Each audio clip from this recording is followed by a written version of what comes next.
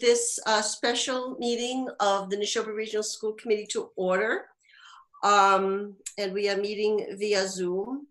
And so at this point is our flag guy here? No? No, we don't see him. Okay, and my flag is flying out in front of the house. So if you will just say the Pledge of Allegiance virtually, if that's okay.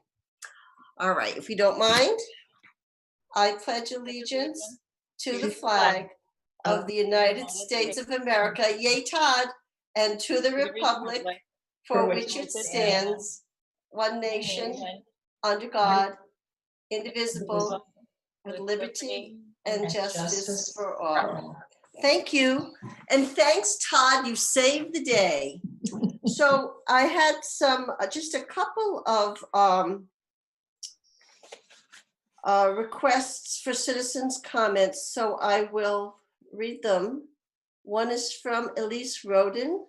She lives in Stowe. She wants to thank the teachers, administration, and school committee for continued efforts to create a safe, effective learning environment for the fall.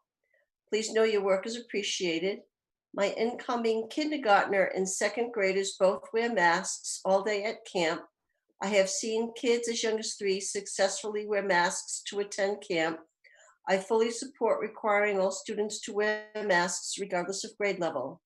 Under the hybrid model, especially under option 3, split week non-rotating, I am concerned about the amount of time that special needs students will get receiving in-person instruction from their academic teachers and with their peers versus receiving related services such as therapy. There are children who are pulled out of their classroom for multiple hours of therapy each week, and if they're only at school in person for 2 days each week, that will have significant effect upon how much time they'll get learning in person with their academic teachers and peers. I hope that is being considered as plans are formulated for the fall and that efforts are being made to ameliorate that problem. Example, perhaps special education students in one cohort could visit the school during their remote learning days to receive therapy. And then the next citizen's comment is from Jonathan and Jessica Grassis. We would like to begin by saying we realize these are confusing and difficult times for not only parents, but administrators and teachers. As parents, my husband and I have continuously advocated for our children in order to receive appropriate services within the Neshoba School District. We have obvious concerns about the health and safety of our children during these times. With that said, we are also extremely concerned about their education. We are residents of Lancaster with 2 children on IEPs. Son is currently finishing up a 40-day placement in early risers in Bolton. Our daughter will be in kindergarten at Mary Rowlandson Elementary. Our son was placed in early risers program last year, 3 weeks before quarantine. He has a disability that impacts his ability to function within the typical classroom setting without significant supports. He thrived during those 3 short weeks. Before that time, he had been able to successfully complete first grade academic work within a regular education setting, as Mary Rowlandson did not have the necessary supports he required. For this reason, he is slated to repeat first grade at Florence Sawyer under the supervision of Early Risers program. It would be truly detrimental for another year to pass without him receiving social emotional services, academic supports, and integration into the regular classroom setting that are designated as on his IEP. Our daughter, who is beginning kindergarten, has been receiving speech services since her first year in integrated preschool. This past year, she also received ABA services that were implemented by the lead teacher under the supervision of the Neshoba's BCBA. Due to her speech delay, family history, and suspected auditory processing difficulties, she had a greater risk of reading difficulties if not provided with appropriate supports in kindergarten to build necessary foundational schools. This is a child that needs to be physically in the classroom, receiving necessary services daily. We understand these are difficult times. We had just one family with children on IEPs who are scared and anxious about lack of progression and possible regression of our children. This is not just about academics, but also social and emotional well-being for students who receive services specifically for these reasons. Although true of all students, they are especially at risk if not receiving appropriate time and services within the school setting, which could result in lifelong academic and social difficulties. Although attempts were made to provide remote learning opportunities and supports for our children during the spring shutdown, they are not able to work in this mode without significant support from trained professionals.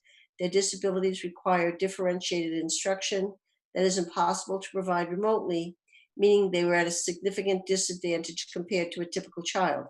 We are asking that we think of all children and their individual learning needs when making decisions about the upcoming year. Thank you for your time and commitment to our children and our schools.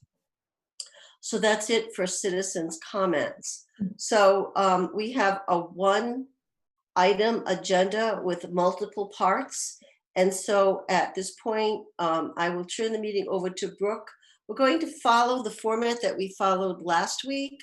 Everyone will make their presentations. School committee members, please wait until the end for your questions and everyone will have an opportunity to ask them. So it's probably helpful as we're going along, you jot down your question and the category. So from your agenda, you can see that we're going to be covering athletics, SPED, extended learning, and then Brooke will have a general update. Okay, any questions before we begin? Seeing none, Brooke, I'm going to turn it over to you. Thank you.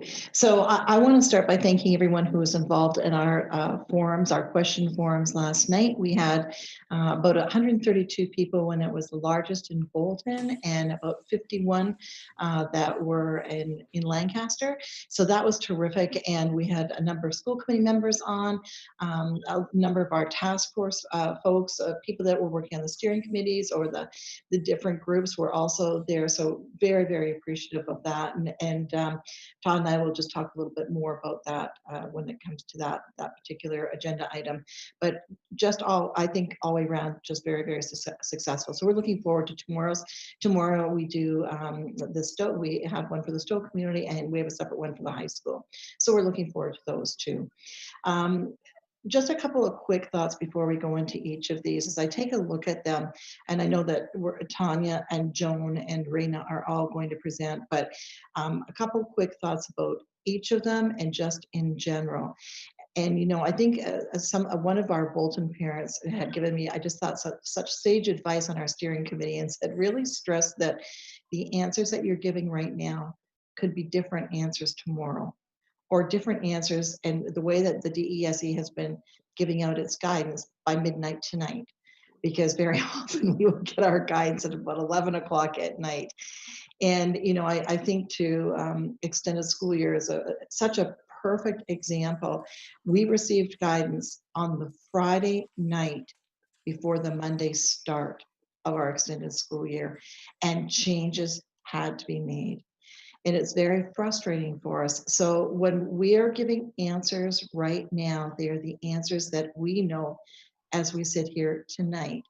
So for example, I know that Tanya's going to do a bit of an update, but I also know that there's a huge meeting coming up, I think next week. I'm not sure, Tanya, whether you'll allude to that meeting or not, but there's a big meeting coming up, and we were told today that we'll probably get additional guidance in about 2 weeks' time with regards to update for athletics. So I'm kind of anxious to see, because Tanya has connections in different areas than we do. So I'm kind of anxious to hear what she has to say. The pupil personnel component for SPED is another one of those areas that we just continue to have, dare I say, a drip of guidance that comes out. So it's not like, here's all of your guidance for this one area. It's not working like that. We'll get a little piece of guidance, and then maybe in 3 or 5 days, or sometimes 14 days, we'll get another little hit of guidance on that same thing. And SPED this summer, I think, was one of those perfect examples where we just got a little bit of guidance, and then a little bit later we got another little bit of guidance, and then a little bit later we get another little bit, and it just continued to kind of drip out. It makes it very difficult for us. And it creates, Steve Cullen and I were having this discussion this afternoon. For us as leaders, you like to have the right answers all the time and the concrete answers that you can take to the bank and say, this is what we know. Right now, this is what we know right now, but it could change. And so, I think that we're being told, and again, Joan will probably speak to this, but we're being told that there will be ongoing guidance that continues to come out of DESE regarding SPED. So she is committed to whatever guidance comes out and has in her case particularly, very little wiggle room to work outside of that guidance. So with regards to RAINA and the extended day program, it is our hope that we can try to run some type of semblance of extended day, but I want to be clear that as we sit here tonight, we're still not sure if we're going to be able to do that. So she's going to present the work that's been done to date, but I want to be very clear that decisions have yet to be made, and we have yet to receive firm guidance on this from the state in this area. So you're hearing tonight from 3 areas that we've received very little guidance from at this point in time. So of all of our areas, I think that we've got certainly more guidance on facilities. The financial component, I would tell you, we have almost nothing on that. Even today, questions were asked in the commissioner meeting, and we're told that there's nothing available to us right now. So that's almost the exact opposite, where there's like zero being put out. But when it comes to these 3 areas, these 3 areas tonight, very little guidance, and we're being told to expect guidance in upcoming weeks. So, I know that parents want answers. We want answers. It's not just our parents. Leadership wants answers. And we continue to be frustrated because we're trying to plan. And I think extended school year was such a great example where I don't know how many drafts, Joan, you talked through with me before you landed where I think it was 4 or 5 drafts of fully laid out plans before we landed where we did. The same holds true, and I want to put this onto the table again this evening. As a district, the Neshoba Regional School District is aiming for a hybrid model. That is our aim. That is our goal. As we sit here tonight in late July, a lot can happen between now and September 16th. We don't know, and we have been told over and over again and again today in our meeting with the commissioner that we need to be prepared to pivot on a dime. So I feel like I need to say that every meeting because we just honestly don't know. And we actually, Todd and I just received an email minutes before we went on air tonight that reinforced be prepared to pivot.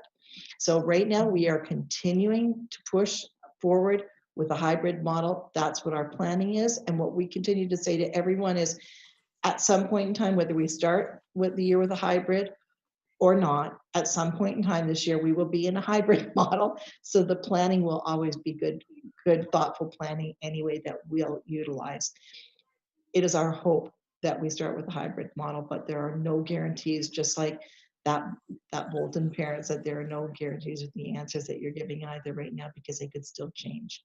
So I just wanted to kind of do that tee up. So I think, Tanya, if we can start with you, and let's just see where you go. And if you're missing anything that I happen to know, I'll make sure that I put that in at the end.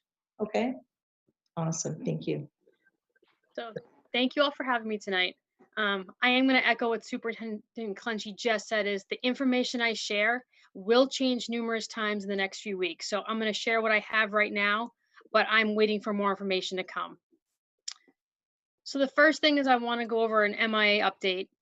And the MIA is the Massachusetts Interscholastic Athletic Association, which is our state's governing body.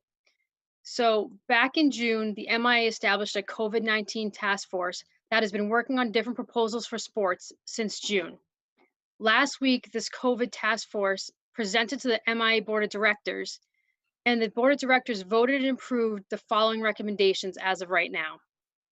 The first one is that the state will comply with the Department of Elementary and Secondary Education's and the Executive Office of Energy and Environmental Affairs guidelines. The second thing is that the fall sports will have a delayed start and will not begin prior to September 14th.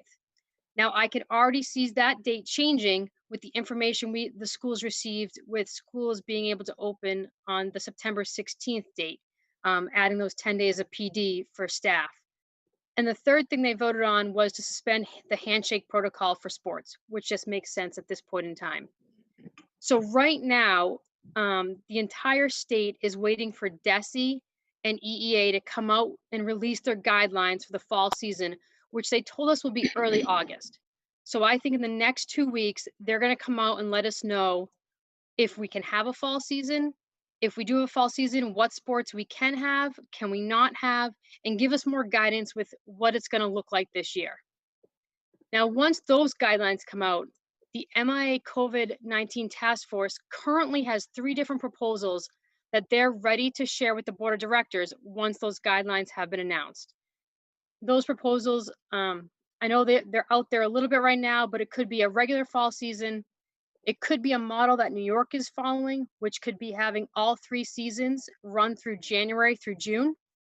Or there is also a third model that is breaking the year up into 5 seasons and has each season the sports starting with what can happen at the time. So, for example, early in September, we could potentially have cross country and golf, but maybe not contact sports. So right now, those are the 3 proposals that are out there. But again, everything is waiting on the DESE and EEA guidelines that should be coming out in the next couple weeks. So that's where we are at like a state level. We also part of the Midwatch League. And in the Midwatch League, I am the league secretary and also on the task force. And right now, there's about 15 ADs on this task force that have been meeting, and we're discussing what sport's going to look like, what changes we're going to make. We had our first meeting this week, and next week we're going to really focus on changing our schedules, because right now with the delayed start, we're not going to be able to play 18 to 20 games this fall if the fall season looks normal. We're looking at breaking up our league into regional pods. So the games that we play would be in schools that are in a close proximity of us. So those bus rides or whatever it looks like, we're only traveling, 15, 20 minutes compared to an hour to some schools. And then we're also working on our COVID-19 protocols for athletics in general. And this would be for coaches, students. We also have our athletic trainers working on these protocols, safety protocols for us. And we have a doctor from UMass that is working with our trainers as well. So we're trying to bring all this together to make sure that we're all have the correct protocols and health and safety of all of our student athletes and coaches as our #1 priority. The last thing I want to mention too is we also have a group of ADs. It's the Central Mass Athletic Directors Association. And I'm going into my 2nd year as president of this association. And right now, we're just gathering information from schools within Central Mass on what their plans are for having sports depending on the school model. If it's remote, hybrid, or a full return, what are their ideas around having all their sports? Is it a varsity only? Is it sub-varsity? What do they think about middle school? Are they looking at a shortened schedule or a full schedule? So we're just collecting data so we can share with one another so we know what's going on within Central Mass as well. And as all of this is changing, I've been trying to keep all of our families updated on the status of what's going on when I receive that information. Right now, we still have fall registration open, assuming we'll have fall sports at some point. I've asked families to register their students, but not to pay user fees yet, just because we don't want to be making 200 plus refunds if there is no season like we did in the spring, or we may have to change it up not knowing what our seasons are going to look like. So that's pretty much it at this point. Like I said, this could all change when I get off this meeting tonight and we get more information. But I do think in the next 2 weeks, we should have more information to guide us in a better direction. So Tanya, thank you so much. And I just want to just fill in one little piece here from the commissioner today. So you're absolutely right. I understand that they're waiting for the DESE is a bit of a linchpin in this too.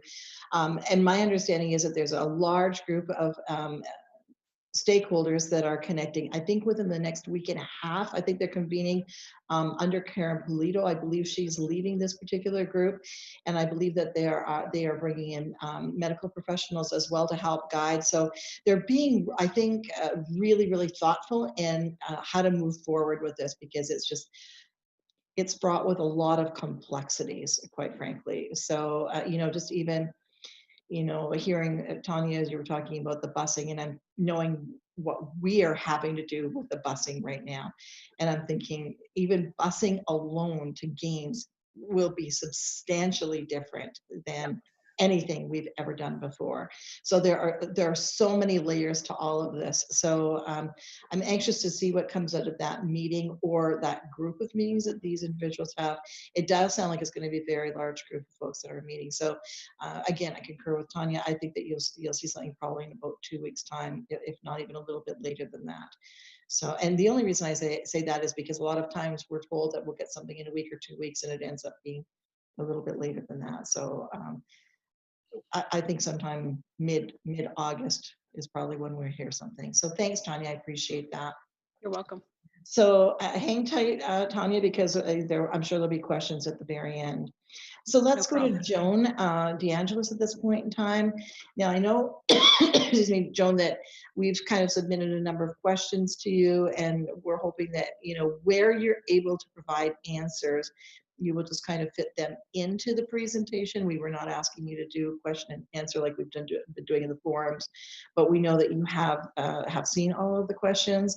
And some of the questions that came in, like there were a couple that came in late tonight, and I think that those questions will just be naturally, some of those were kind of easier questions to respond to. I think some of those will be answered as Joan speaks tonight. So Joan, let's turn this over to you then.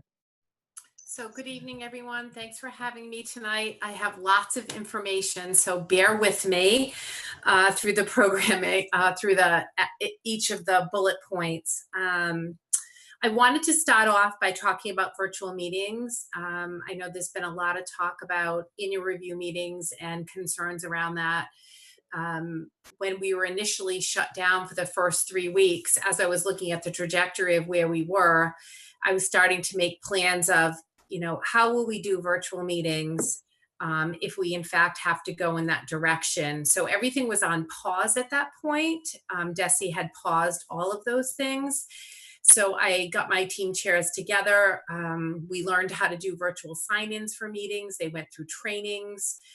We came up with a protocol in the event that we were closed longer. And then we did some practice meetings during that April vacation week. And lo and behold, as you know, we were extended closed for even longer. And at that point, I just unleashed and said, okay, we need to have all these annual review meetings because we're likely going to be closed for the year. So we developed a calendar. We really worked hours on hours to share staff. We have common staff that work with students. We developed one calendar, and we proudly conducted probably more than 200 virtual IEP meetings. All the annual review meetings were held, and we were able to, for kids we had completed testing, we were able to review reevaluation results as well. I couldn't be proud enough of my team, and we have finally gotten all those documents out. I want to say about a week ago, those documents from the meetings, every meeting results in a document, obviously, and revisions. So all the documents have been sent to families, and about 12 parents requested for us to meet in the fall. So we don't really have a huge backlog of annual review meetings. So I feel like that's really good news for us. In terms of initial and reevaluation testing, we were paused given the need to conduct in-person assessments. So most evals can't simply be done remotely. And if evaluators deviate from the evaluation protocols by conducting a remote eval, it puts into question the validity of test results. And it's really important that we as a district maintain the integrity of our evaluations. So I have spent the last 2 weeks working on devising a plan to complete evaluations, or at least if parents are willing to bring some students in, to do some of those in August. We have about 15 evaluators in the district that said that they would be willing to come in and assist with the backlog. So we've posted for those positions. And I'm working on a process to get those done. And for the evaluations we can get done, we're obviously going to start with the latest, the ones that are, we're due, and then we're going to work backwards. And when we come back in the fall, I've really devised a kind of all hands on deck plan to complete evaluations. So I'll just give you a little example of what I'm thinking. So if we have 12 evals that need to be done, psychological evals in STOW, I will deploy our 5 school psychologists. They'll all do 2 evaluations to help each other during that first week. The second week, they'll head to Bolton. And then the third week, they'll head to Lancaster. So I will do that also with speech and language, occupational therapy. So I feel like I have a comprehensive plan to make up all the evaluations that we've missed. I have a list of all the testing, and so we're hoping to start doing evaluations as long as we have the appropriate equipment for the evaluators for safety for students and faculty, to begin that on or about the August 10th. So that's my goal.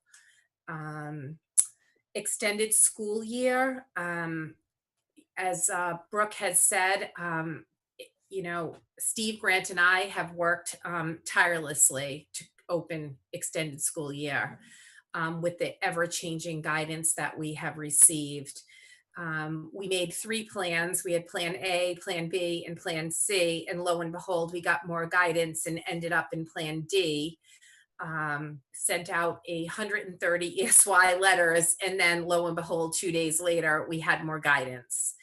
So we were just so committed to having our highest need students come into district. We just kept charging ahead and said, we're going to keep going and we're going to find a way to make this work. So we had to make a 4th revision, which included, we hired a second nurse.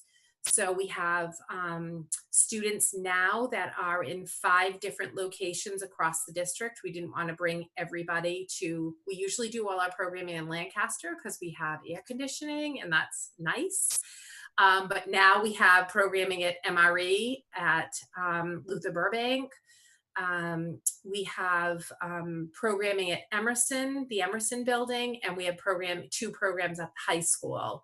So we have nurses that are covering Bolton, Emerson, and the high school, and we have a nurse that's at MRE and Burbank, to really just be able to have somebody available in the event that we had a student that became ill or a staff member. So that's worked really well for us. DESE provided us very specific guidelines about who should be coming in for extended school year services. And it was really our most complex learners that probably didn't benefit from remote opportunities as much as other students. So we worked and reviewed every student's ESY services and made determination of who was going to be coming in for in-person services. So we offered I'm going to give you some data so that you have that. We offered in-person services to 73 students. 60 students have attended in person, 4 have selected remote, and 11 declined services. And then we offered remote services for 57 students for academics, speech, occupational therapy, physical therapy, and counseling, and about half of those have accessed services this summer. Our model landed in a hybrid model because we were prescribed the number of people that could be in a room at one time. So in terms of the number of staff and students, and we really, for district-based students that are in programs, and our programs across the district, those are the students that were a priority. We did a 2-day in-person and a 2-day remote. So students come in on a Monday, they have in-person services, they go home with remote activities on the 2nd day, they come back the 3rd day, and then they go home with remote activities on the 4th day. So prior to ESY, Lisa Gilbicki worked very closely with us to make sure we had all the PPE that we needed, gloves, masks, goggles, gowns, hand sanitizer from facilities, cleaning materials. We made sure everything was distributed. Steve came in on us the Sunday before and distributed all the PPE materials to each one of the classrooms. Lisa provided specific training around safety precautions, and facilities constantly collaborated with us because I then spread the program throughout the district. Principals were fantastic about opening their buildings and allowing a different modality this year, so I can't thank them enough as well. This summer, the majority of the parents have transported students. I had very, very little guidance around summer transportation. There was no plan. So I offered to parents, I asked them to please transport. And if they had a concern, that they could reach out to me directly.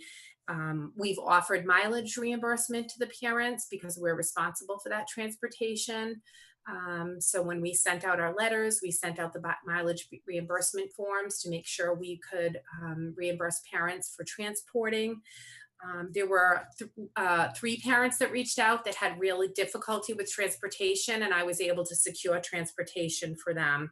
But that was for 3 students transportation. I will tell you that was no easy task because they were coming out with protocols at the very last minute. So I asked parents, have a plan the first week because I'm not sure I'm going to have transportation in place.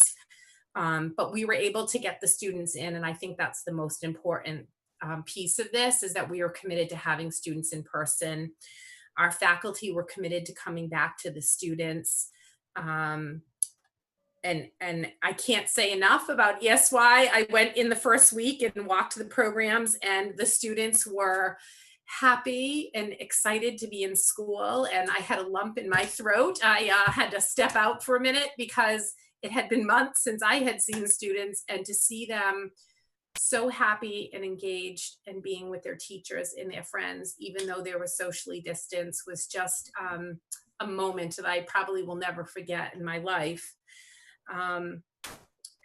You know, our primary focus for ESY this summer has been rebuilding routines. So there's consistent routines, providing social emotional support, social opportunities for students, and then we are weaving in, obviously, teaching and learning through theme-based units.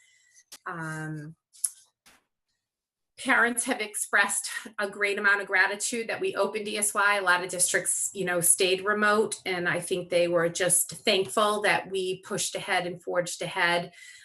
Do I think they would wish for more? Absolutely. But with the number of people in one room guidelines for this summer, I could not do more than what we were prescribed. I haven't had any expressed concerns from parents of having their students in person during ESY. They're happy for the structure, support, and routine for their students. We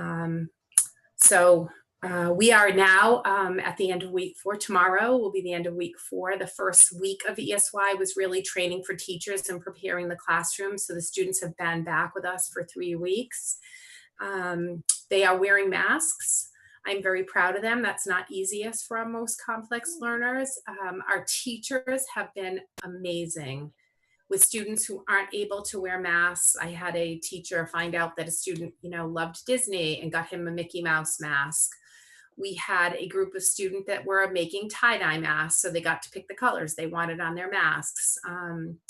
Some of our youngest preschool learners, the teachers are working on getting them to tolerate wearing a mask.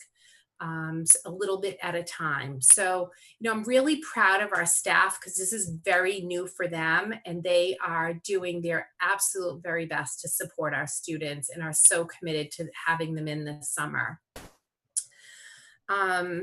Big news, our transitions program has moved to the Emerson building. We have identified a space, and we are very excited about that. So I was at the building with the students. They invited me for lunch today.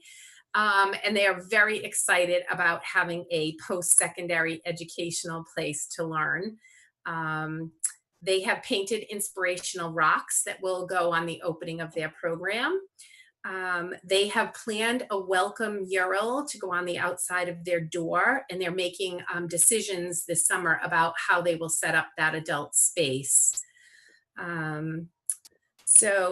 They love the Monday through Friday schedule instead of being on an 8-day rotating schedule, because they say to me, I call them my adult students, and they are, and they say, so like everyone else and adults, we're on the Monday to Friday schedule.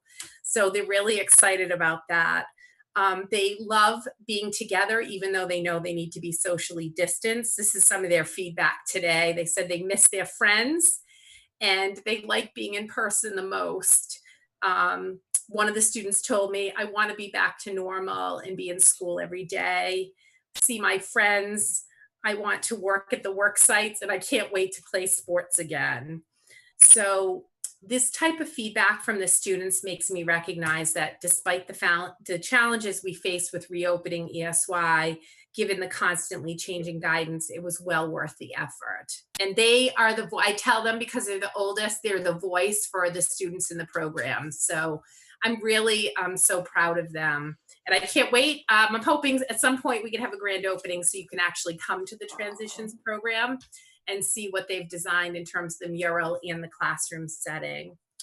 So I'm going to shift a little bit and talk a little bit about fall planning. And I don't have all the answers, like Brooke said, because the advice comes out differently. And every time I make a plan, I seem to be shifting what I originally have planned. So Jessie put out on July 9th an 18-page guidance document for special education. I'm just going to give you a few of the highlights. They have basically told us that regardless of whatever the district selects, whether it's a hybrid model or a remote model, DESE has asked districts to provide our youngest learners, our preschoolers, and those students with significant and complex needs be prioritized for receiving as much in-person instruction as possible. So they have told us that we are expected to provide FAPE consistent, with the need to protect both the health and safety of students with disabilities and faculty providing education and instruction to these students. Excuse me, Joan, if you could define FAPE for everybody. Oh, I'm sorry. Free and appropriate public education. Thank you. My apologies. Yep. DESE has defined the criteria for high needs students. And they're saying that even if the district is in a hybrid or remote model, we should maintain every effort to bring students in-person instruction for those students they consider high needs. Mm-hmm. So as with ESY, I've had this very methodical way to approach this. We printed all the service delivery grids of all the students. I have met with, which is 600. I have met with each principal individually to really talk about the needs of students. So Joan, I just want to go back to the 600 to make sure, because you said it so quickly. You're talking 600 students.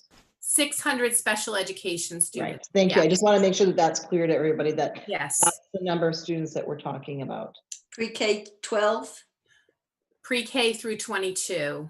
Oh, okay. Thank you. That's an important distinction. It's okay. So we looked at all those service delivery grids and, to define that, gave us the definition for high needs, and we're applying that based on those service delivery grids. So obviously students in our programs would be considered, students with high needs, and then students who have significant amount of instructional support outside the regular ed classroom that requires specifically designed instruction and related services would consider to be in that pool as students of high needs. They've also talked about students who are homeless, in foster care, cannot access remote learning because of their disability, and then dually identified students who might be ELs, English language learners, and maybe students with disabilities. So that's kind of how they've defined the high needs categories. So we have looked at all of those students, and we're in the process of kind of tiering, what are our tier 1 students that are in our programs that really require specifically in design instruction for a large majority of the day. And then the tier 2 students are those kids with high academic needs that have a lot of instructionalized, specialized instruction outside of general education. And then we're thinking about those students that might be in tier 3 that even if we're in a hybrid model, we likely can provide the services on their IEP.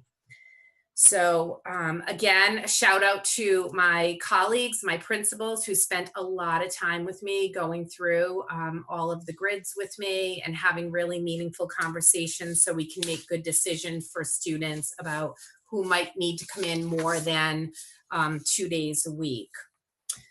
So in addition to our in-district, I have to also think about our students who are out of district. And I have a lot of concerns about our students that are out of district because many of the schools have yet to reopen. And they did not reopen for ESY, and I have not gotten a reopening plan for those students.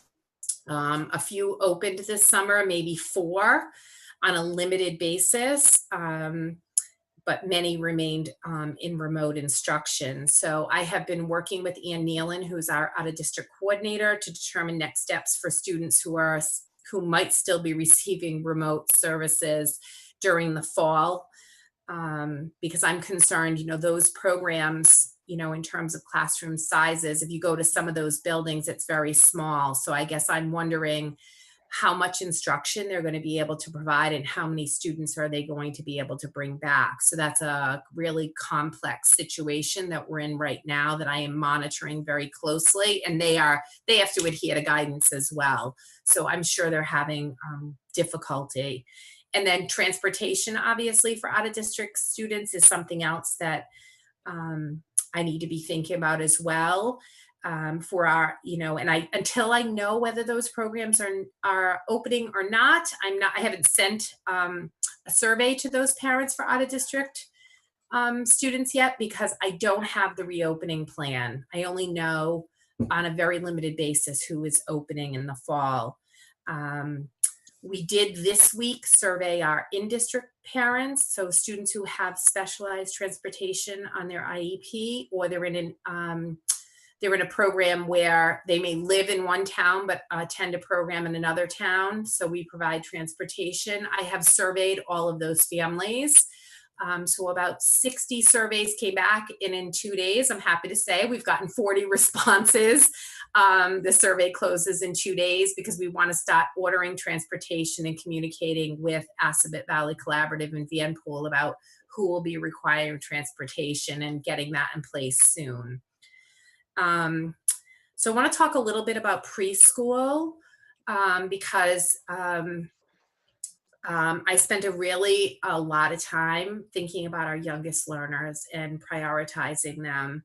I had developed a comprehensive plan for our inclusive pre-K that I thought would really meet students' needs. And then last Thursday, the plan was put on hold because DESE indicated they were going to give specific guidance for inclusive preschools.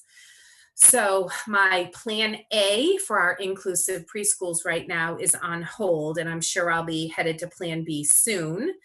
And I have to wait for whatever that guidance is. So I just want you to know I have a plan. I have plan A, which is probably really plan B. Plan A for me is business as usual. Plan B is how do we alter that plan? So I am going to keep forging ahead with making plans, and then I adapt the plan based on the guidance that I get, because I don't think sitting and waiting is a good idea ever. So I don't sit and wait like ESY. A lot of districts were like, it's too late for us to plan ESY. Well, I stopped planning ESY in December, and I just continued to say, we need to have a plan. So we're going to stick with plan A as business as usual. And as we get guidance, we're going to adapt. So I ended up with ESY at plan D. I sent out 130 letters, and lo and behold, 2 days later, I got new guidance. So I had to make a few adaptations, but I was still able to open, with only a 1 week delay. So I had a little bit of time to make those adaptations that they were expecting, but it's been challenging.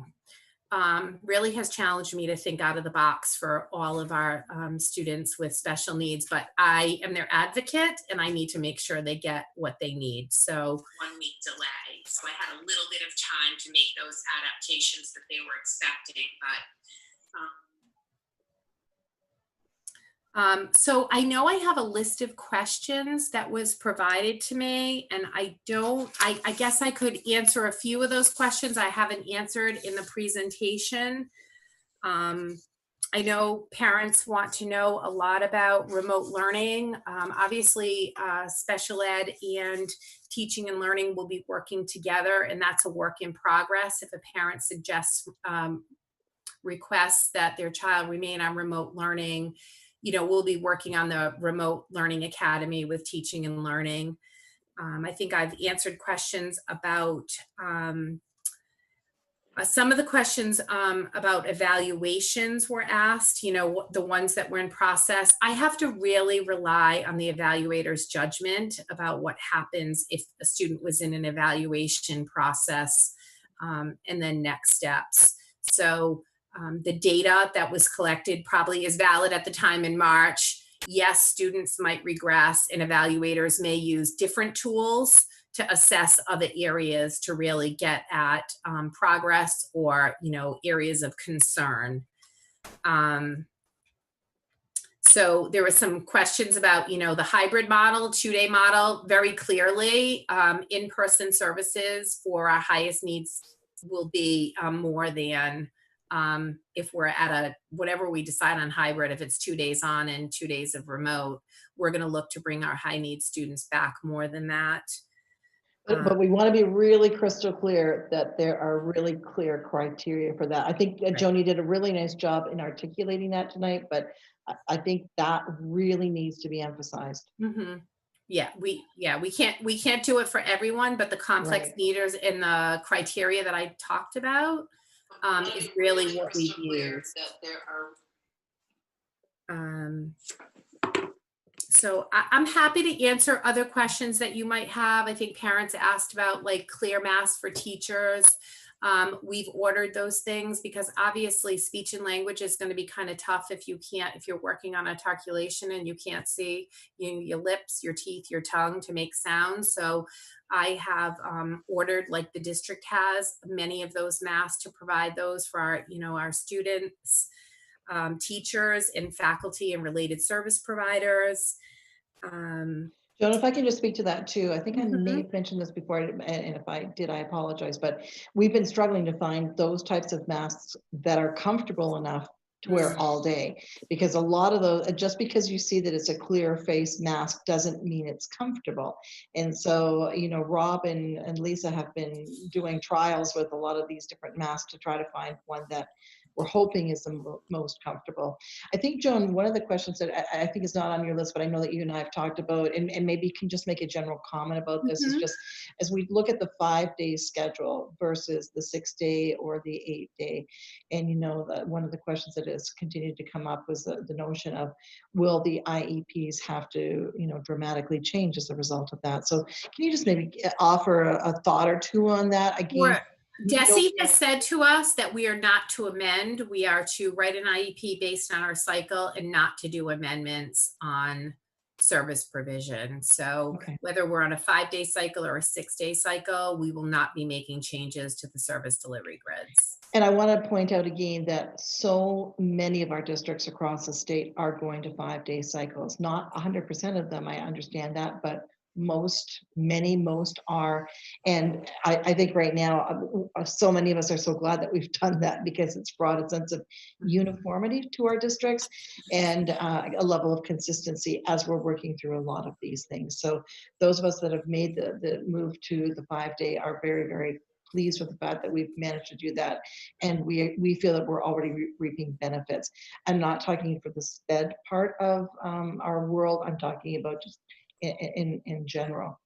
I think, Joan, the other thing I want to just put out there is I know that I've said, and I said this last night a couple of times, but and Joan, you and I have had this conversation. We really see that special education right now is almost running a parallel program to the hybrid or the remote or the whatever model it is that the district at large is taking, and then you'll see the special education component kind of drop in and fit into that.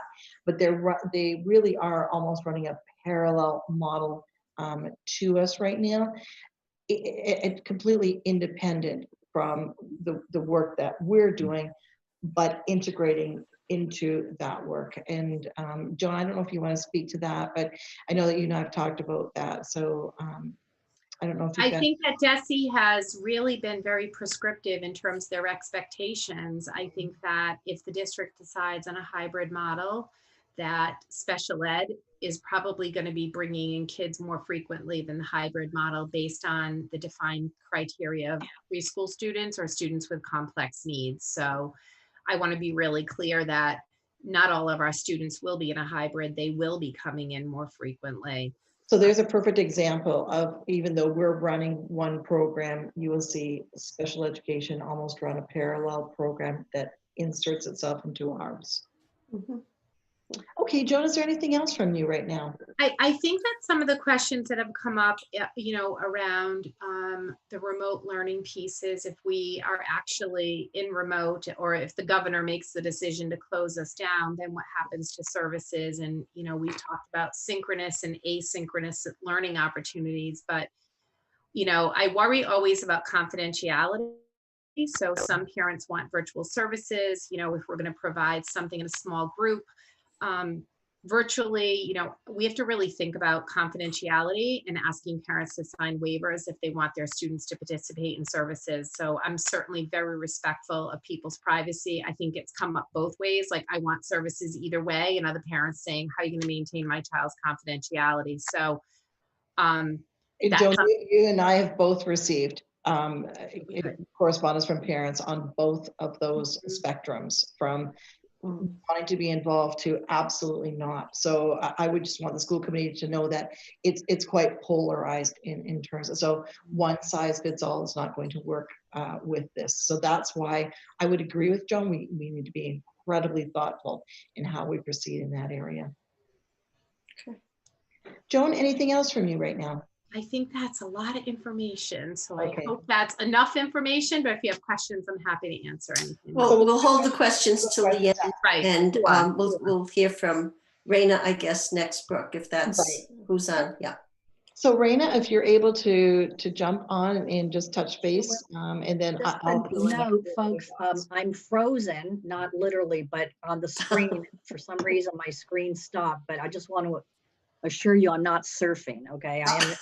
I'm here, and if it bothers you, I can always come back in, but my voice will hopefully communicate my thoughts so you can kind of picture my ideas and my recommendations.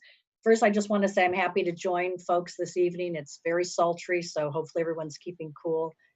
Hearing Tanya and Joan, I heard their comments. I too echo the importance of recognizing that it's a fluid situation. Obviously, the hope would be for some kind of in-person program. So I'm going to be couching many of my comments with that as the wish, but we know that may change. Throughout the summer, I fielded many questions, mostly from parents and families. And I will say that it was so interesting to see the influx and the types of questions. Overall, parents have been incredibly patient, hopeful, and understanding. We have, there's the wish that we are in person, but there's also the understanding that that may need to change. If we operate in person this fall on whatever level, our emphasis will continue to be on social emotional learning as it has been in the past. We don't function as an academic center, but rather we certainly enhance academics where we can. And we would like to operate in the least restrictive environment possible, with as much time spent outside where it would be the safest for the children, with frequent family input. And similar to students in Joan's program, we'll also need to build different and new routines. Many of our children in our program, this might be their second, third, fourth, fifth year, because we operate as a K-5 program. And for them, we have very specific procedures, how they enter, where they put their bags, where they have their snack, when they go outside. So there's going to be a lot of, I'll say, training and reinforcement, and no matter how we come back. So as you know, our program is all about kids having fun, hanging out together, learning from each other, collaborating, problem solving. So for that reason, our program is going to be very different, would be significantly different. I will tell you that at the beginning of the pandemic, I reached out to Patricia Sinclair. She's the director of the Child Development Center at the Perkins School right in Lancaster. They were a mandated center that remained open during the pandemic. And I just listened to her. She just painted a visceral picture of the safety measures, which were very strict, the cleansing methods, the hygiene with their little ones. And they have even younger than Kay, which gave me certainly an insight into what we might face. I've also been talking really throughout the summer to different summer camp leaders and rec department programs, since our program shares, common challenges in many ways. Some, I'm not going to say many, but I say more than half of the summer programs are still running with reduced numbers and smaller groups. There are different activities they are doing. In fact, I just talked to someone today from Upton. They changed their programming around such that the kind of activities like archery, they can do very easily. I share that with you because, we don't need to have our kids standing by themselves necessarily doing standing doing jumping jacks. There's activities they could do socially distant. I wanted to give you a quick snapshot of this year's registration so that we can appreciate, what we need to do to organize activities and potential learning and enrichment environments. So as you can see from the chart, last year, and I won't go through every number, but I have all the numbers if anyone wants them. So in Stowe, we have a 25% reduction in numbers. As you may know, Stowe has always been, or has since I've been on board, our largest site. I want to make sure you know that when you see those numbers of children for this year, 123 in Stowe, that doesn't represent 123 kids every day, because it varies by the day that this family needed or was hoping for the care. In Bolton, we went up slightly, 3%. Lancaster was our biggest drop at 37%. So that's always been our smallest site regardless. We opened up our registration May 1st. We had about 80% of our numbers already filled by the end of May, believe it or not, which was pretty fast. It was faster than last year. And we kept it open until July 1. We did not extend the opening. And we did that very thoughtfully. We didn't want to obviously I don't like to say sell because we really don't sell, we offer. We didn't want to disappoint families who perhaps we could have taken, but knowing that we'd have to have a smaller program. Okay, so that brings us to that. If we do go hybrid and we have a common remote day, I do want to put out there that we could certainly still run EL on a limited basis with a limited number of students. We haven't gotten to that point yet, so I hesitate to say how many. But our numbers, once we know what model, assuming that we do go hybrid, then we're going to have to shuffle the cards completely all over to rematch and realign students with the given days that their hybrid model indicates. I wanted to spend just a little time on what I envision for enrichment activities and how technology could fit in. We know that kids, when they come to our program, first of all, they're starving. I'll just tell you that, even though they've eaten, maybe it depends. Some of them have eaten at 10:30 in the morning, but they're starving. And they're also tired. So, but we want to give them activities that make them feel part of a family. They really do, many of them look at extended learning as their second family. So I wanted to just highlight the staff responsibilities so that there was some sense of both comfort, but also reality as to what we can do. The staff, as you probably know, our staff are trained in CPR. They're very hygiene oriented. And I'm not suggesting by any means that our teachers in the classroom are not, but our staff, they're used to cleaning tables and materials and games. They have to because of the nature of what we offer. The other thing is that they are able to offer, we will allow them to offer individual and independent arts and crafts for the students. But what I envision is that the students would be given their own large baggie with their name on it with specific number of supplies. And that is something I know that I believe, Joan, you had actually, I think, shared that with me and others, that that's something that you have done. It will require purchasing, but we're not going to talk about those specifics, but there's a way to offer enjoyable crafts without necessarily having one table with everything. I also see having, students can certainly play some independent card games. They will be able to build structures. Our kids love building structures. I mean, love it. Lego and other things. They would not be able to do that with other kids. They would need to do independent play, and we'd have to pre-assign it, to kids on a rotating basis.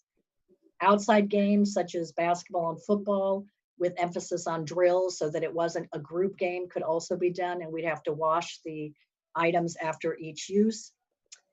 We would do similar to what Joan has set up as a protocol with a wash bin, with hot soapy water, a rinse bin, and a dry bin. Our staff, and I say this lovingly, that's what they do. I mean, this won't be new to them because we're constantly doing a lot of cleanup. Board games would not be available. I want to be clear about that.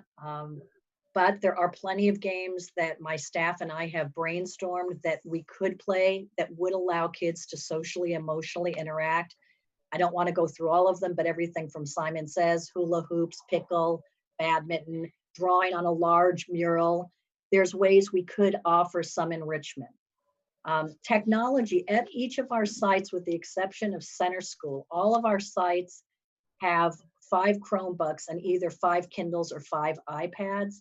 Center School does not, because we've always used the computer lab, which our students love, but in talking with Ross, that would not be something feasible because of the cleaning required. So we could potentially enhance the children's enjoyment by ordering more Chrome pads. And again, I know these are budget considerations, but I just thought I'd share that.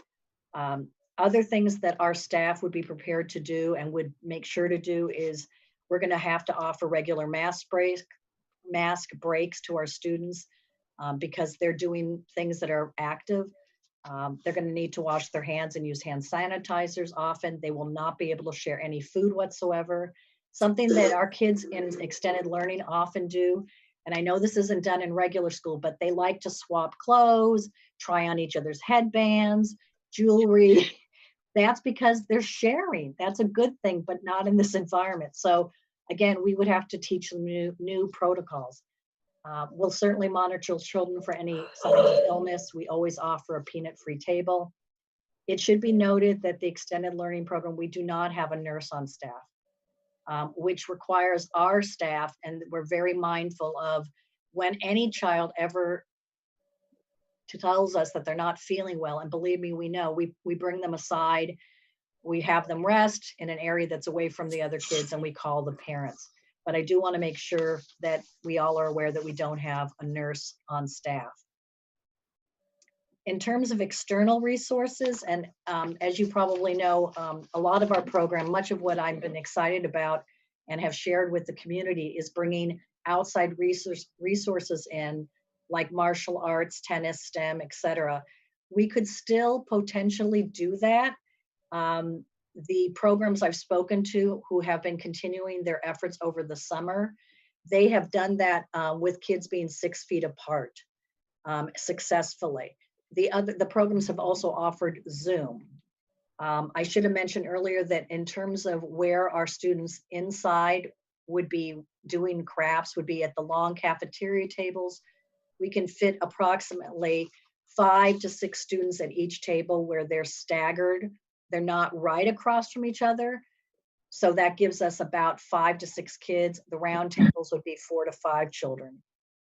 I can envision that we could certainly have different speakers and presenters come into our groups where they're seated appropriately apart. We've had a lot of fun with that in the past. We could certainly do that again with music presentations, or my famous yo-yo guy who kept the kids so entranced that you would have thought that he was like from Mars, okay? He was just, and they, believe me, listened to every word. They were laughing. Food and snack will also be an area of concern. I do think that our kids have it very clear in their mind. They do not share snacks. Obviously, we have to be very careful with that. I think I've mentioned in the past that our student to staff ratio, we maintain a 1 to 10 with kindies 1 to 12. I envision that we would need to reduce it to more like 1 to 8 because of having to be more vigilant and careful with our students. I really think that being very careful observers of kids is going to be incredibly important. We can't put them in hula hoops and tell them not to move, but the movement would have to be thoughtful and restricted. Something that I think we really want to pay attention to, and I would like to offer this as something to enhance the academic environment, is that I think we can assume that some of our students will have regressed, over the past 3 to 6 months. And talking to many families, oops, I'm still on, yeah. They've been concerned about their children not necessarily doing as well with online or remote for any number of reasons. I can envision our extended learning staff doing some, tutorial kind of work with the kids in a more intentional manner, even though we offer homework help. I think also it would be wonderful to consider having more high school students as part of that mission.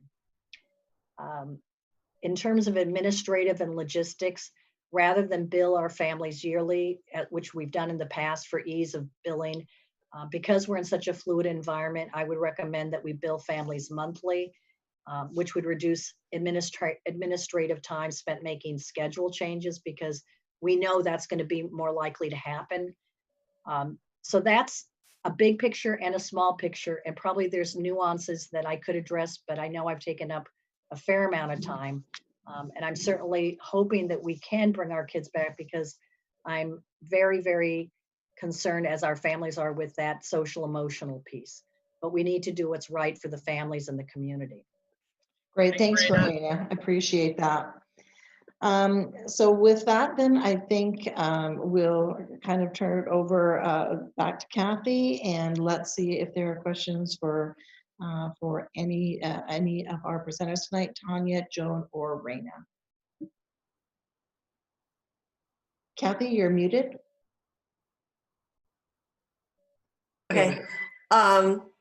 Brooke, you're going to be doing a general update. So if folks have questions, if we could just have them relate to athletics, SPED, or extended learning, and then Brooke can give us her update. So Amy, do you have any questions? Unmute.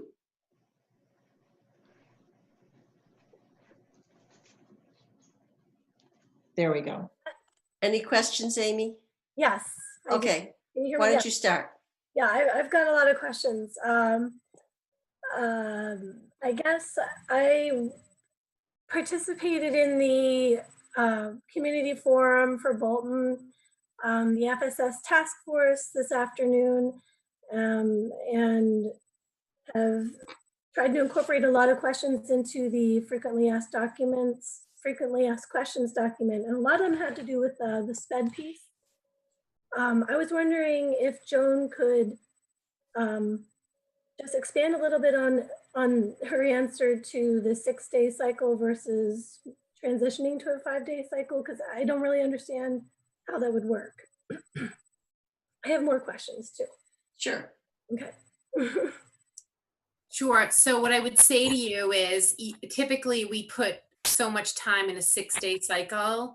Mm-hmm. So I imagine that if we're looking at minutes per week, that's how we'll be calculating the service provision, is based on a 5-day schedule instead of a 6-day schedule.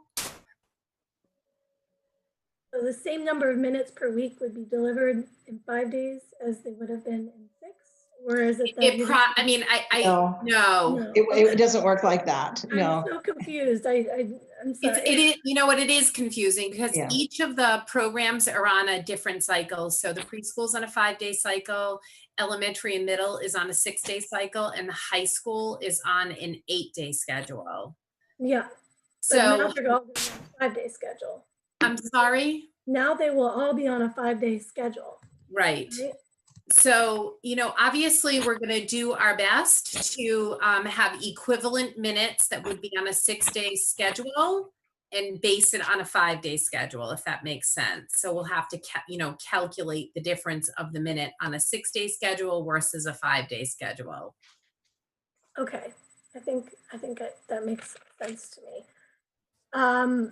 The virtual IEP meetings, I have heard from some people that they didn't get a meeting, and I know you mentioned that you had done over 200 meetings. Were there families who are still waiting to get those done? Is that part of the backlog you were talking about? So we, as far as I know, we don't have a backlog. We did 250 virtual meetings, but some parents opted to have a meeting in the fall when the testing could be completed for students. So if there are people that are saying they didn't have a meeting, I would like to hear from them, because I had a report run from EastBed. There were about 12 parents, and I matched up from EastBed to the parents that requested to have meetings in the fall. If they asked to have an additional meeting, that might happen in the fall, because there was only so many meeting spaces that we could have. Okay, thank you.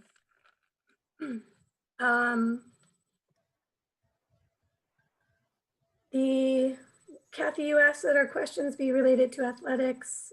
Yes, just the 3 things we've heard from so far, and then Brooke is going to give us a general update, and then we can ask additional questions. So anything related to athletics, SPED, or extended learning? I guess my only other question related to SPED is, as I was listening to the presentation and to Brooke's comment about how it's kind of a parallel program, it seems to have a lot of its own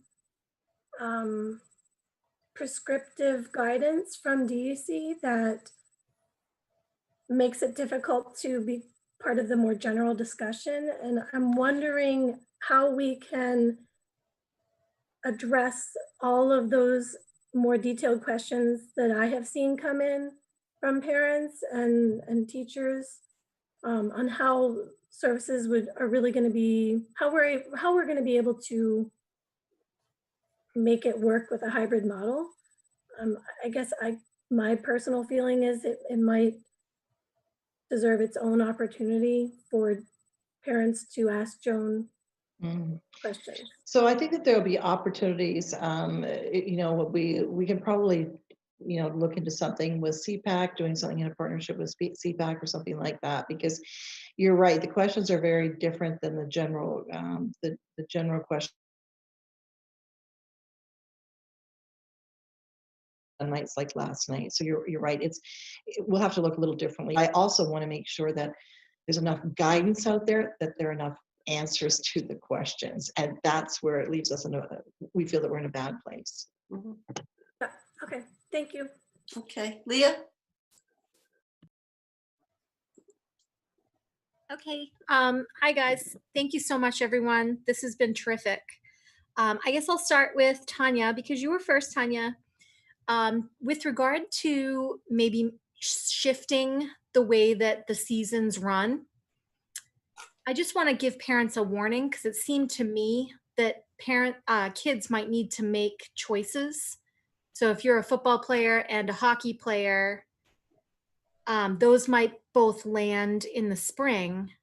And so might parents have to prepare, or kids have to prepare themselves to make priority choices there?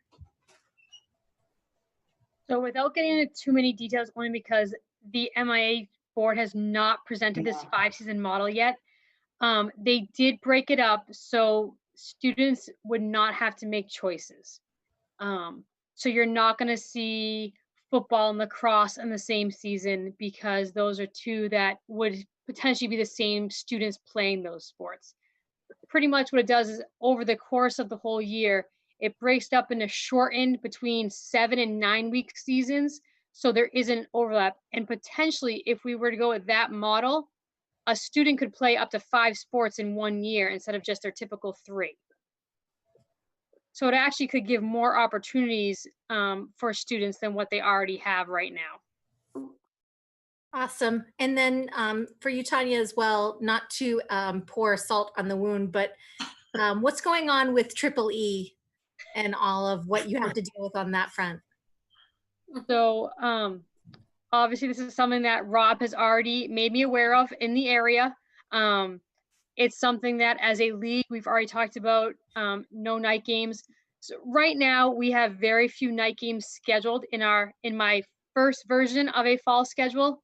And what we did is we scheduled night games because it's easier to go from a night game back to a day game than to schedule night games later on because of officials. So right now, my first schedule, we do have night games, but I can easily change that to afternoon games. And like I said, my 18 and 20 game schedules right now are gonna change anyways with a delayed start to fall or a change of fall. So I'm assuming that we will not have night games again this coming fall season, whatever it looks like. And might it be possible for kids to, because if they're on a hybrid schedule and their cohort is at home 3 days a week, they might need to find transportation to the school for practice on those 3 days? Yes, and that's something that, I'd have to meet with our district administrative team and Superintendent Clenchey decide what that looks like. And if we're in that hybrid model, are we allowing both cohorts to come together in the afternoon? Are we keeping it just with one cohort?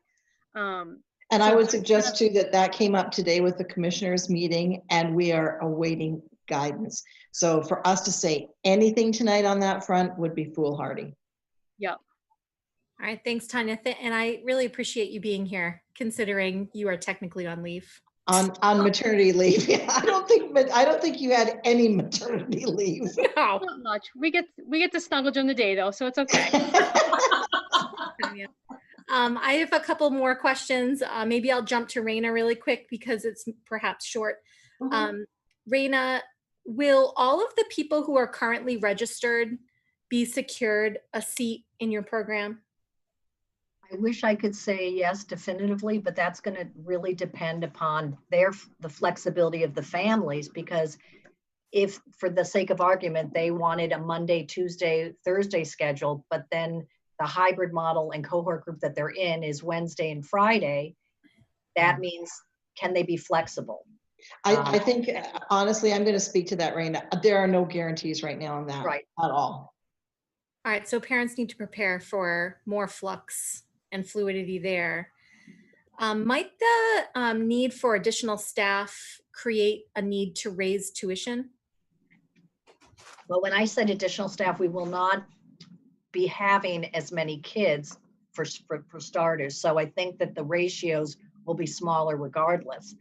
And then the other piece that I think will help to support what I call more, vigilance would be the potential of having some of our high school students who we do pay. However, I also I wanted to start a program with a program I was working on with Todd that we were very excited about offering with younger, when I say younger, the freshmen and sophomores who could potentially be mentors and learn how to be an adult aide. Because it's a feeder program that I already have 6 kids who I would love to bring on, and it would be something that would benefit them, but also prosper the program. So that's how I would envision it. I think, Leah, too, it goes back to even district-wide, as we've brought up before, that we see the potential for redeployment of different staff, and the same would hold true. So you're going to try to keep the tuition stable. We're trying to keep as much stable as we can, tuition or anything else. Right. Okay, so now I'll just move over to Joan. Hi, Joan. Hi. So let's see here. This is perhaps a Brooke question, but you raised the specter of reimbursing parents for transportation. So will that become a bigger conversation beyond special education transportation for parents who volunteer to transport their own kids? No, I don't see that. That has not come up at all with the Commissioner of Education.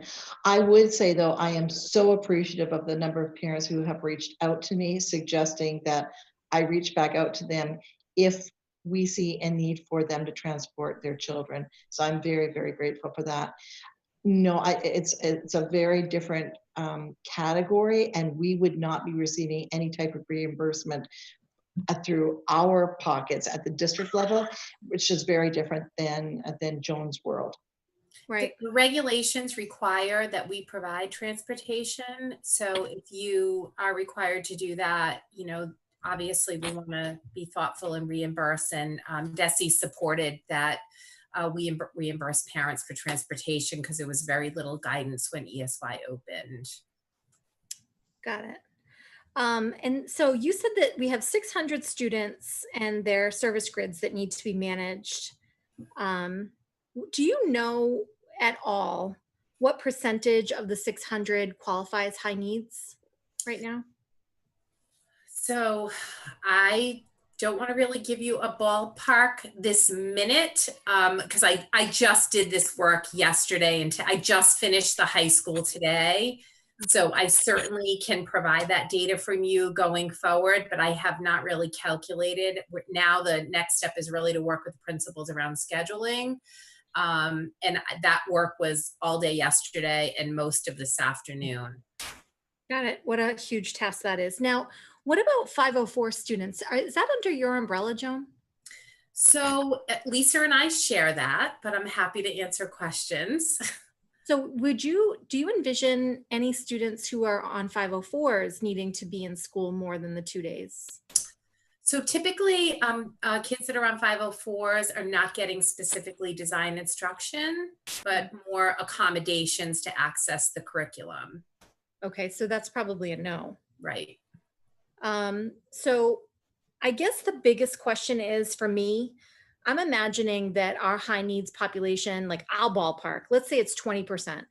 So those 20% of our 600 obviously need priority, but what about the 80%, right? These are the kids who perhaps, need a little bit of reading instruction. They need a little bit of executive functioning assistance, the rest of the kids.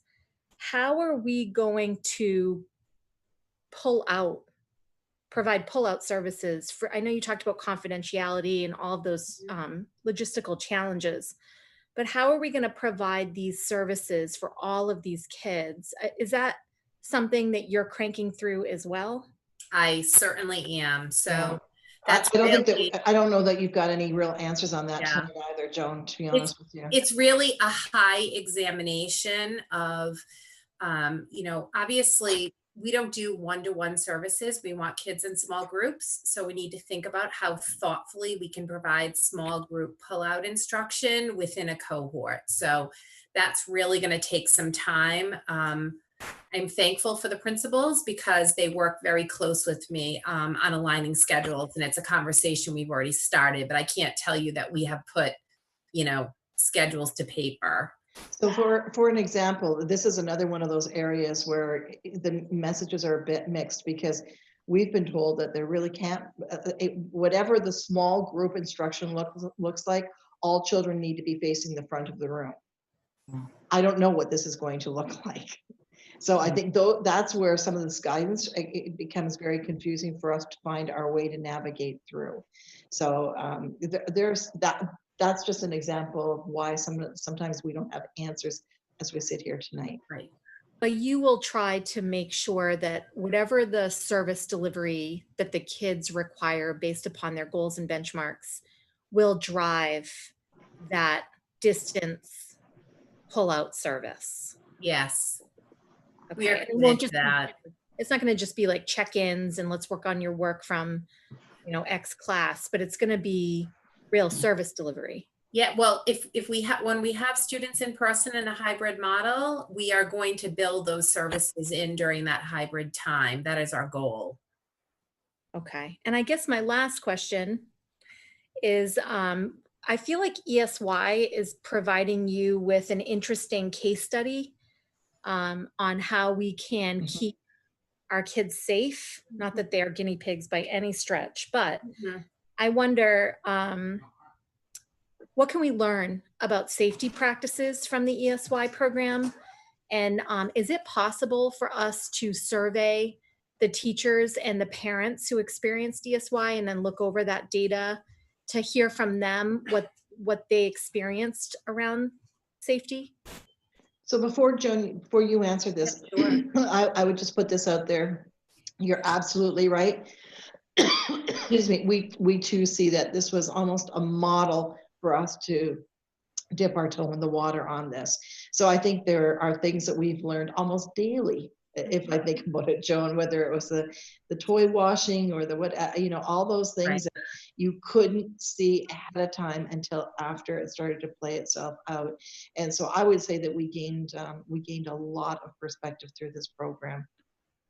And so you guys are gonna maybe quantify that in some way to kind of push that out so that we can learn from it? Yeah, so I think there's definitely lessons learned, and I feel like the faculty, as we meet with them and talk to them, you know, Steve and I talk at least 3, 4, 5 times a day. Faculty reach out with questions. You know, we are brainstorming different types of situations, and I think that we're going to be the leaders in terms of what types of protocols should be in place. And I think that our teachers are going to be a great deal of support for other teachers coming back because of the things they've learned. I think it's going to be very helpful. Okay, thank you. All right, thank you guys. That's it for me. Brett, Thank you. thank you. Brett, any questions?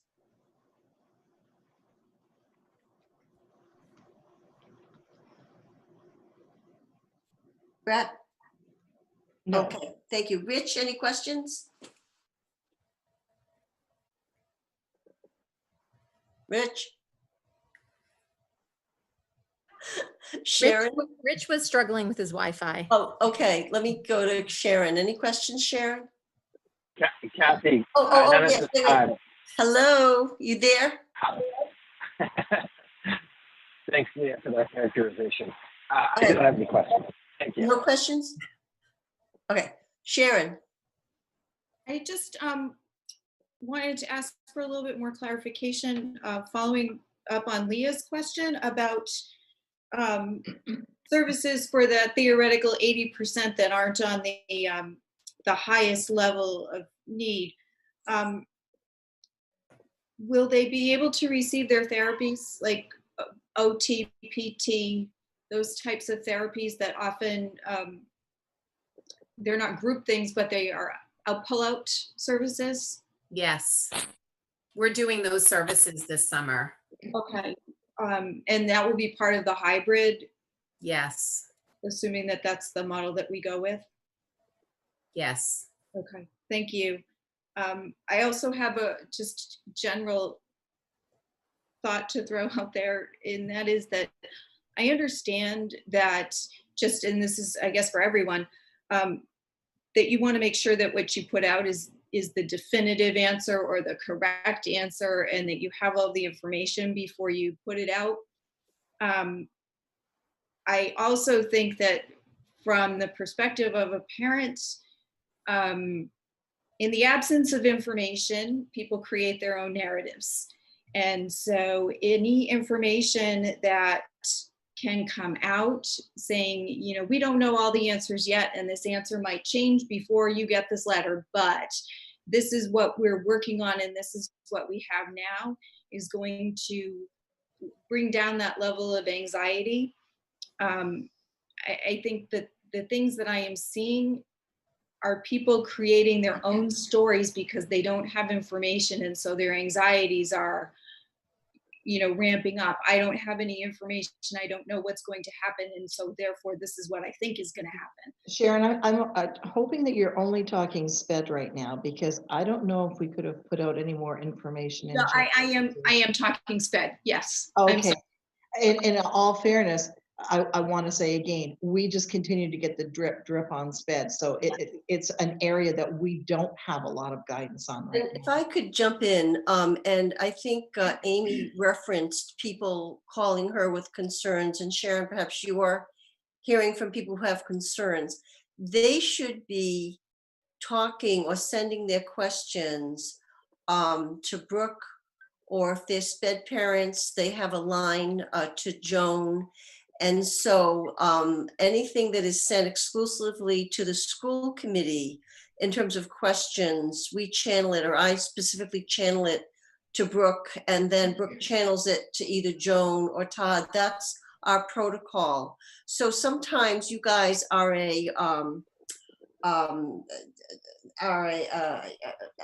just somebody they can talk to. But if you're hearing that, oh, I don't know, it's important that we encourage people to direct their questions to the people who can answer them or can say definitively, great question, we're going to add it to our fact. We don't have all the information yet. So I would encourage the whole committee that if you're hearing from people who feel frustrated and they don't know and they're creating their own narrative, direct them to their principals or to Brooke, who will make sure whatever department in central office can answer the question can do that. So, and it also takes the onus off of you. We had previously in CPAC, we were dealing with this, that people were going to the CPAC co-chairs and not to Joan, and they don't know, but I think we've been able to change that trend. So just a thought on that. So I don't mean to, let me be clear. I have not had any specific conversations with any individuals at all. Okay. So that's not something that I've heard from individuals. It's from the gist of what I see, when I'm reading emails or Facebook or, wherever. It's just the kind of Don't read Facebook. Stay away from social media. We only deal with emails. Okay. I just kind of wanted to put that out there as from the parent perspective. And I did have a child on an IEP who is no longer at Neshoba, but from the perspective of a parent with a child who has been on an IEP, no information makes anxiety. More information, even if you can't tell me the absolute definitive answer right now, just the message of I am working so hard on that is big. It's really big. Right. That's kind of where I was. Okay. Trying to make with that. Sure, but I think that people have. I mean, I think any presentation we have, and we encourage, and certainly we've had reasons for people to want to reach out to us and get information this year. But information, questions that come to the school committee get responded to and given to Brooke, and Brooke makes sure that they go to the right people to answer them. So I don't want anybody to feel anxious unduly, but I take your point, Sharon. I understand what you're saying. And I would never try to respond. I would always let me do it. Send it on. I will always send it on to you, Kathy. Thanks. Okay. All set, Sharon? I'm all set. Okay, so let's see. Mike, where are you? Any questions, Mike? Hi. Hi. Yeah. Hi. I have I think maybe 2, maybe 3 questions, and they do all fall under the SPED umbrella. I just want to thank all of our presenters for sharing out what they shared today. So to Joan, I guess my first question has to be kind of preempted by a clarification. It sounds to me like there is an acknowledgement that in order for some kids to have their classroom integration and their services might be in school, in school 4 days of the 5-day week rather than the 2. Is that correct? In order to receive both? Yes. Okay. Okay, so I guess in that vein, the notion that some kids will be receiving 2 days of classroom integration and then 2 days of services can potentially be misleading, particularly for those that aren't sure whether or not their SPED child or children qualify for such amendments to the model. So it might be helpful maybe for the school committee, but also for the public, to define maybe more formally what high needs students really means, because it seems like that is our target population that will be receiving this double instruction. Sure, I can certainly, I thought I went through that criteria, but if you would like me to put it in writing, I'd be happy to do that. No, not in writing. if I missed it, I apologize, but Yeah, No, actually she did review it tonight. Yeah, but we can certainly get that to you, Mike. okay. So I guess the follow-up question is, are the programs such as Life Skills or Early Risers or the Center School, do all of the students that populate those programs, are those considered high needs students? yes. Okay, great. I just wanted to clarify that. No, that's a great question. And so if a parent were curious, for example, wait, I wonder if my student qualifies as a high need, they could contact you directly, or I guess review. I think what we'll be doing is contacting parents to talk Right. with them, because the communication obviously should be fluid and we should have that conversation with parents. So my intent, now that we've identified who those students are, is that we will be sending out communication to those parents. Great. And just as a side, it's pretty comforting to know that there have been amendments to this hybrid model to accommodate for those needs. That's very much appreciated, I think, by a lot of people in our community. So I appreciate that separate track that we're on.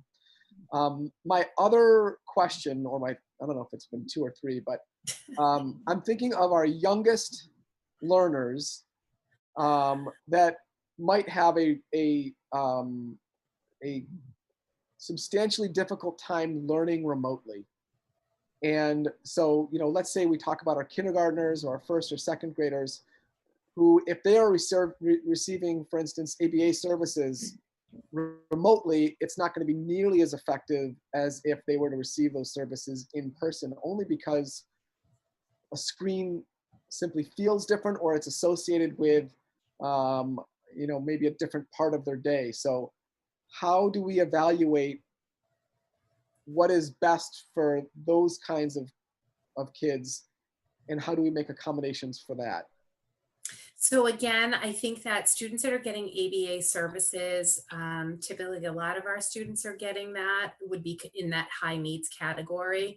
And Desi has said, our youngest students need to be a priority, especially preschool, because I think that, the kids that are turning 3 and 4, we want to provide intervention out of the gate with those students. So I think that the student you just described to me that might be getting a lot of ABA services, I don't think a screen is going to appropriately provide those services. And we have students getting those services in ESY right now. They are in the program and they're coming in. So I would see that as a high priority student. So great to hear. Thank you, Joan. I appreciate everything. Thanks, Beth. Joseph, do you have any questions? Yes, thank you, Madam Chairman. I have 2 questions, one from Ms. Rich and one from Ms. DeAngelis. And I'll start with Ms. Rich. And it's a 2-part question. She may know the first, well, she probably will know the answer to the first part of it, may not know the second part. My first question is, and if she mentioned something about this during a presentation, forgive me, what about spectators at athletic events? Has the MIAA or have your fellow athletic directors addressed this issue? We have not received any guidance around spectators yet. Okay, so that question remains unresolved at this point. Okay, my second question pertains to facilities use. And I've noticed, at least in Lancaster, there have been some, what I perceive to be private outside athletic organizations that have already begun utilizing the athletic facilities at the Mary Rowlandson and Luther Burbank schools. Does the district have any oversight or any involvement in outside use, or is that all handled at the municipal level? So it depends on the site. So at Neshoba, the fields are closed because the district owns the high school facility and no one is renting or using our high school fields right now. When it comes to the town fields, that's where it's kind of the gray area, and it's up to the towns, and that's where I think groups are congregating and using those fields in the different towns. Would you assume that's correct, Brooke? Yeah, it's a really great area for us. And we've brought this up. We've had discussion with our town administrators as well, because we were trying to maintain some consistency across the district on it. We ultimately, I think, Tanya, just correct me if I'm wrong, I think that we ultimately agreed that we would open the tennis courts, I believe is what we opened, right?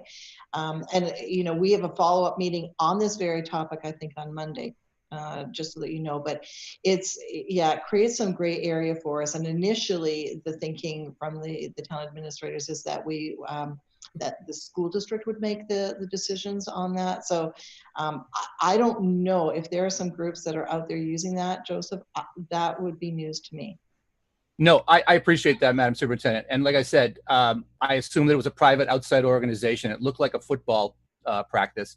And it looked like, you know, obviously it was on the athletic fields at Mayor Rollinson, which I would assume was under the purview of the town of Lancaster. Okay, so if I have any further questions on that, I'll take it up with Mr. Pacheco and just inquire in that regard. My question for Ms. DeAngelis is, and again, I'll preface it by saying, if you meant, I think you did mention this, and if I zoned out, given the idyllic environment in which I'm sitting in right now, I apologize. But one of the issues you brought up, and I know that you've discussed this with the co-chair of CPAC, but we had a long conversation about this last night, and I was somewhat intrigued by this issue. It's regarding the confidentiality issues regarding the delivery of services. Mm-hmm. And what the co-chair had discussed with me was the notion that what the district might want to consider would be waivers of confidentiality. And I don't know if that was actually done during the spring and whether it's being considered for the fall. And do you know any of the legalities attendant to that regarding HIPAA violations or HIPAA waivers and confidentiality waivers? And where are we, if anywhere, with developing waivers for parents who want the remote services but are willing to waive confidentiality issues? Yeah, so I've thought a lot about this, and I think the guidance in the spring is so much different than the guidance in the fall. So I want to be really clear about that.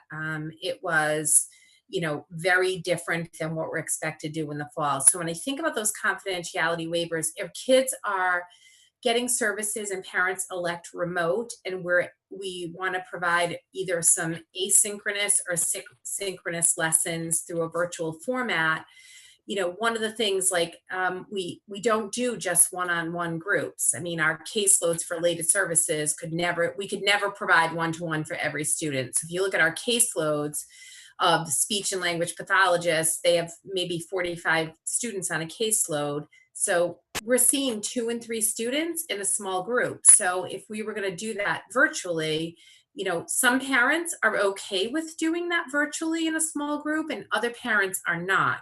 So I think we need to be really careful. I've gotten feedback both ways of just do it and schedule it. And I have other parents saying, I'm not sure that I want that information shared with other families. So I think that that's what makes it complex. So I am going to look for some legal guidance around this, because I think that in the event the governor makes the decision that no matter what, we are closed down completely, we're going to really need to think about having those waivers out. And I would like to be ahead of that, not behind it. So I hope that. Thank you very much, Ms. DeAngelis. Appreciate that. That's all I have, Madam Superintendent. Madam Chairman, excuse me. Thank you. Mary, any questions? Okay, and next time I don't want to be this far down the line. No, I'll start with you first next. All right, okay, that's good. And then Elaine, well, I have to start, just go Mary. I'll figure it out. So I do want to thank all of our presenters tonight, as well as I did view the Bolton forum as well as the Lancaster forum. I didn't watch the whole Lancaster because there was some repetition. But to thank Lisa, Rob, Brooke and Todd, great job. And our Elaine, who not only watched the chat, but then came up with questions to ask at the end and pull it. So she was multitasking. And she did amazing. She was a rock star for really us. Good job. And so I think that shows people who are watching, or people who might watch this at another point, the district is really endeavoring to give as much information as they have, as soon as they're able to share it, they really are doing that. And I expect that will really continue. I also want to say that the predominant theme of the recent emails that we've received as school committee. So this is, what Amy, Leah, Sharon, Mike talked about. The questions have predominantly had to do with special education And so Joan, it really is great to have, certainly Brooke and Kathy, channeling those to you, but just somewhat in defense of how many questions there are about special education, that has been the predominant note or theme. And so Mike really had most of my question, but I'm going to just pose it anyway, because it seems that, first of all, I do like that expression, our most complex learners. Joan, I think that is such a wonderful way to refer to our students who have special needs. So some of our high needs students with special needs will be participating in, let's say, both the A and the B cohorts. And so I think about I think about relationships for them. And I wonder if you've considered, and I know that you all have been talking so much about all of this, but considering whether students would predominantly, those students with high needs predominantly belong to one cohort for relationships, for academics, for specials, and perhaps receive most of their service deliveries in the other cohort. And that's my question. So I think that's really complex because every student's IEP is very individualized. So I guess what I want to say to that is, some students get reading services every day or math services every day or organizational and study skills every day. So we have a couple things that we need to think about. One is the regulation says we're not supposed to have, it's supposed to be 51 peers, 49% split, so that there are peer models to learn from, especially when you're in inclusionary type setting. So we will do our best to do that, but I also think that we will need to cohort and group some of those students together so they can get the services that they need. And we're going to have to do that very carefully and thoughtfully. And I'm sure that's going to be very complex, but I know that my building principals spent a lot of time with me the last 2 days, and they're up for the challenge of working with me around this. I think too, Mary, if I can just make a comment, we had put out there a number of different venues to please submit questions for tonight so that we could try to interweave some of the responses in the presentation rather than going to a question, answer, like we did with our forums. So I think that there's every reason in the world why more of those came through in the last couple of days. Mary, All set. other questions? All set. Thanks. Steve, question. He's good. So Elaine, questions?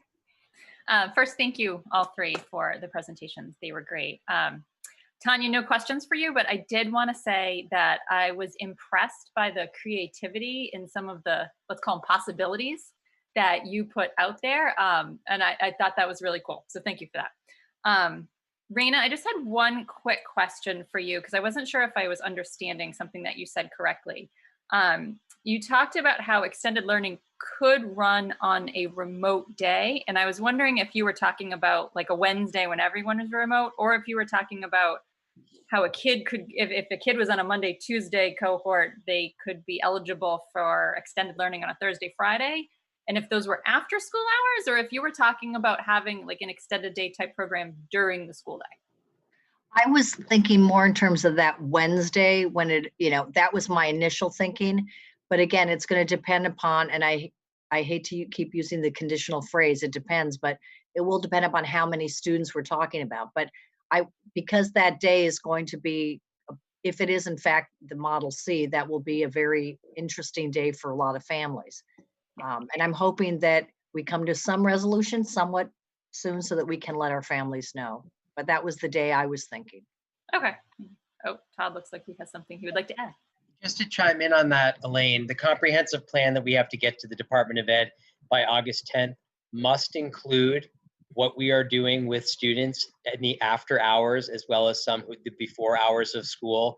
That is a required component of the comprehensive plan. So part of Raina's program will be instrumental in what we turn in for that plan, because we do need to account for, like you would in a normal school day, if we were in school, what are you offering in those times that is, considered off learning? So just to be clear on that. Okay, but only the days that the kids would be in person in school.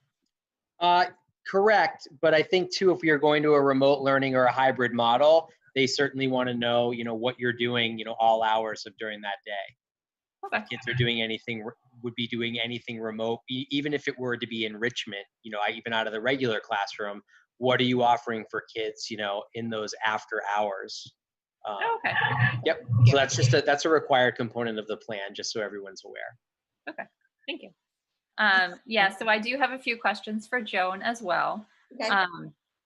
The first one I wanted to ask about is, I'm guessing there's probably a lot of regression with a number of the students, or probably all of the students who are on IEPs right now.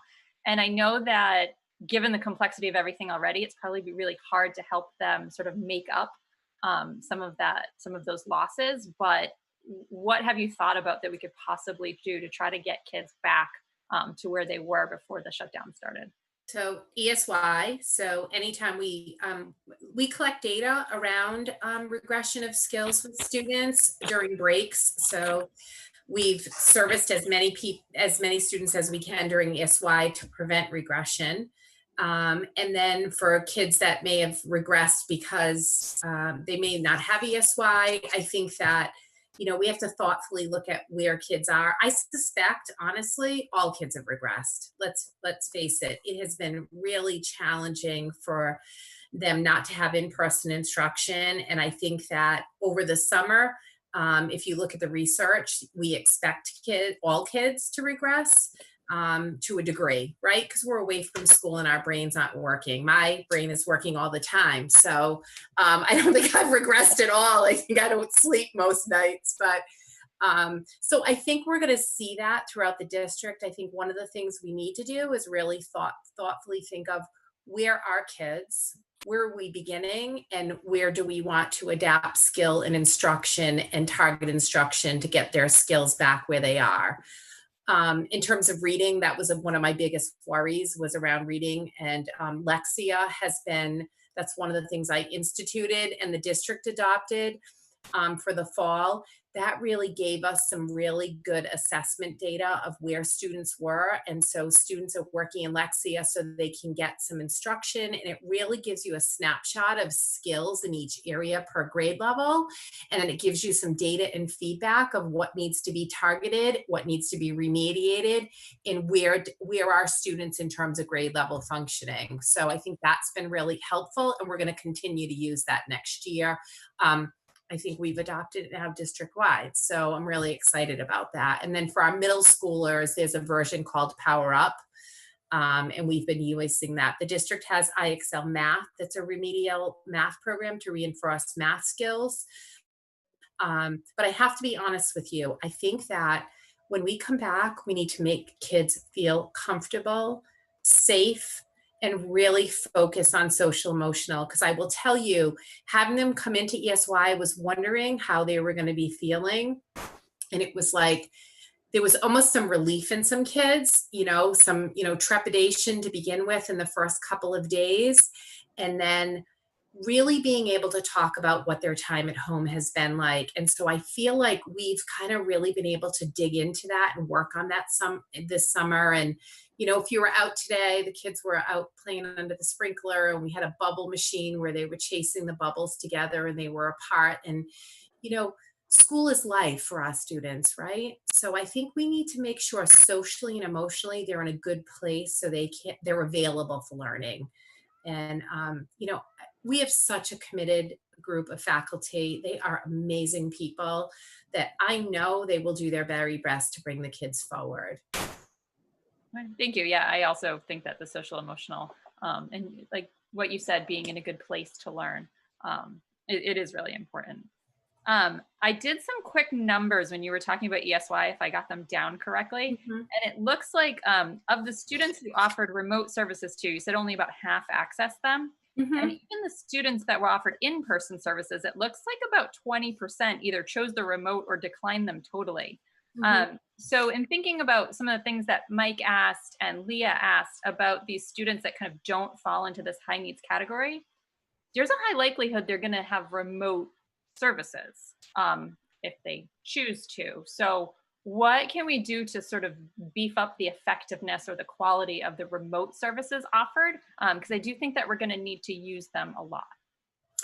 So I think that one of the things that we're going to work on with teaching and learning is what does that remote academy look like and how will we provide those services?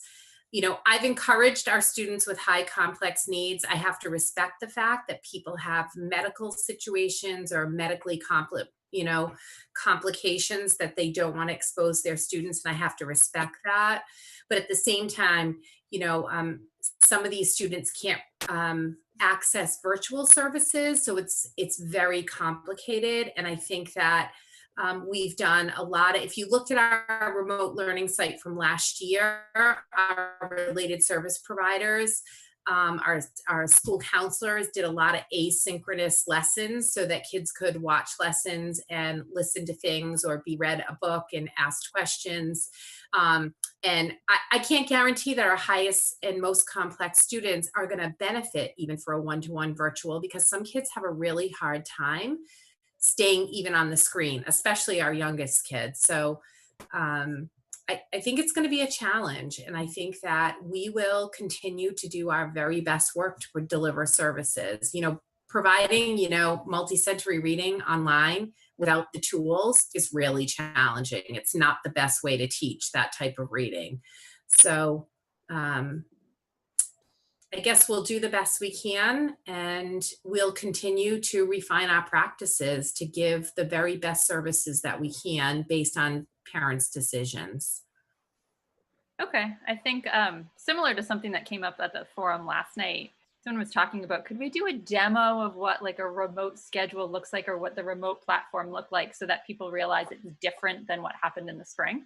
And I think maybe the same thing is true for special education services too, providing some sort of an example of saying, well, this is actually sort of an example of what it would look like in the fall versus this is what it looked like in the spring, will kind of help people think about how things will be different.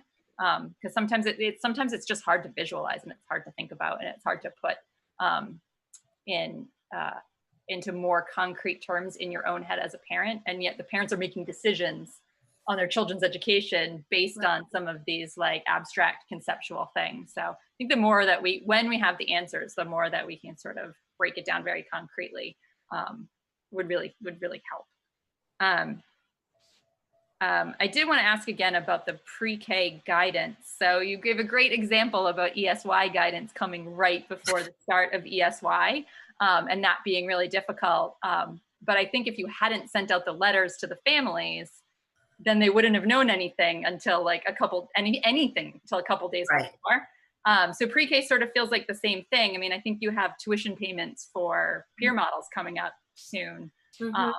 And so I think if there's any information that can sort of be shared about that, it would help with that sort of surprise that might come at any time. Pat will be my witness if she's here. There she is. I said to her, this is what I think we should do. Here's my plan. And this was, last Wednesday. I think this is what makes the most sense for our inclusion and our role models. We had a couple of parents who have decided not to have their students be role models. I'm like, okay, let's fill those slots. I have a plan to move forward.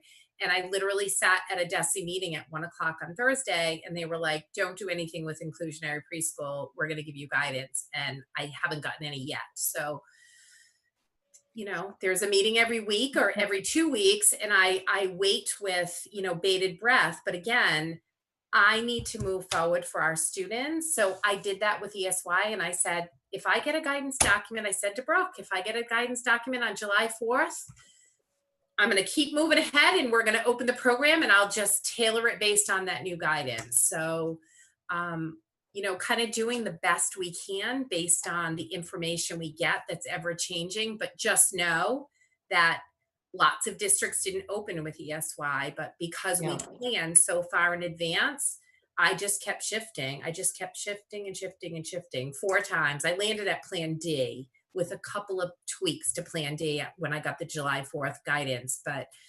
I'm worried about preschool.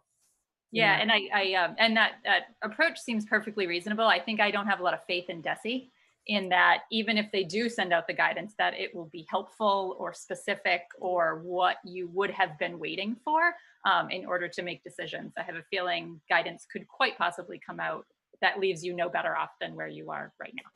And so what I will tell you is when that happens to me, I call my boss and I say to her, here's what I'm planning to do and I would like support. And she typically says, go. And then when we get guidance, I then communicate with the families that I need to shift. So I'm not going to wait until, August 30th. I will be honest with you, Elaine, like that's too late. Families need to make plans. And I'm really concerned if they say no role models, because I think that's not good for our inclusion preschool. So please know I have a plan. I will shift it if they keep saying next week, because I have to sit online and listen to, we'll have guidance in a couple weeks on that. And it's frustrating for us as well. And we're left as the district professionals to provide the very best for kids with no answer. So I just keep forging ahead with my plan. So Pat knows my plan already. Brooke knows the plan I have in place. And if I have no answers, I'm going to move that plan. And I might have to say to parents, this is what I want to do. And I'm going to move forward. And if I have to make revisions based on the guidance, please know I'll communicate that with you. Sure, and I know you and your boss would never say anything bad about Desi, but I have no problem with it. So. I think this is hard. I mean, everybody's in uncharted waters, so I think outside of the box. Most of the time, this has stretched me to far limits of thinking outside of the box, but. Sure, and just one last quick question. Speaking of timelines, do you have a general idea of when parents would know if they fall into that sort of high needs bucket? Some of it's obvious in certain programs, but then it sounded like kids with like significant pullout might not be clear to families, or I guess it's more important for families to know if they are not in that bucket, because that will affect their planning for the following. Right. So that's why I've committed to this week to really, I went through all the service delivery grids by myself, 600. I went through every single one. I then met individually with the principals to go through all of the service provisions. So I suspect I will probably be able to let them know soon. I'll inform them through mail, send them a letter, mail like I did for ESY. Okay, great. That's my next group of letters. So sure. All right, that's it for me. Thank you. All right. Thank you. I think everyone's had an opportunity to ask their questions. So I want to thank Joan and Tanya and Raina again for the incredible work you've done during this time. It's everybody's used the term uncharted territory, and we've never experienced anything. I mean, it's just phenomenal. And I know that Brooke and Joan are too professional and would never disparage Desi. But I'm not under their iron grip any longer. And it just bothers me so much to see how hard people I know in this district, other districts as well, but just the time, the effort, and the setting things up so that you plan something, but then you're also planning if you have to pivot. And I'm very disappointed in the lack of leadership, the lack of support, the kicking the can down the road type of thing. But I have confidence in the work that our folks are doing, from everyone, our faculty, our staff, our administrators. So I just want to thank you because it's been nonstop since March. So, and we still have a ways to go. So thank you. And I think, Brooke, if you want to give out your general update. Sure, just a couple of quick things. First of all, too, I know it's not on here, but Tanya, before you leave, I just want to say thank you so much for all of your help and support with graduation, which is not on our agenda. And, I know that, I can't remember who, maybe it was Todd and I were talking today. Falmouth, for example, I think had to cancel their Friday night, and they had their graduation on the Saturday morning. And I think was Maynard as well, one who had canceled, I think, Friday afternoon for Friday night. And all because of COVID related cases. And, we were so fortunate that didn't happen.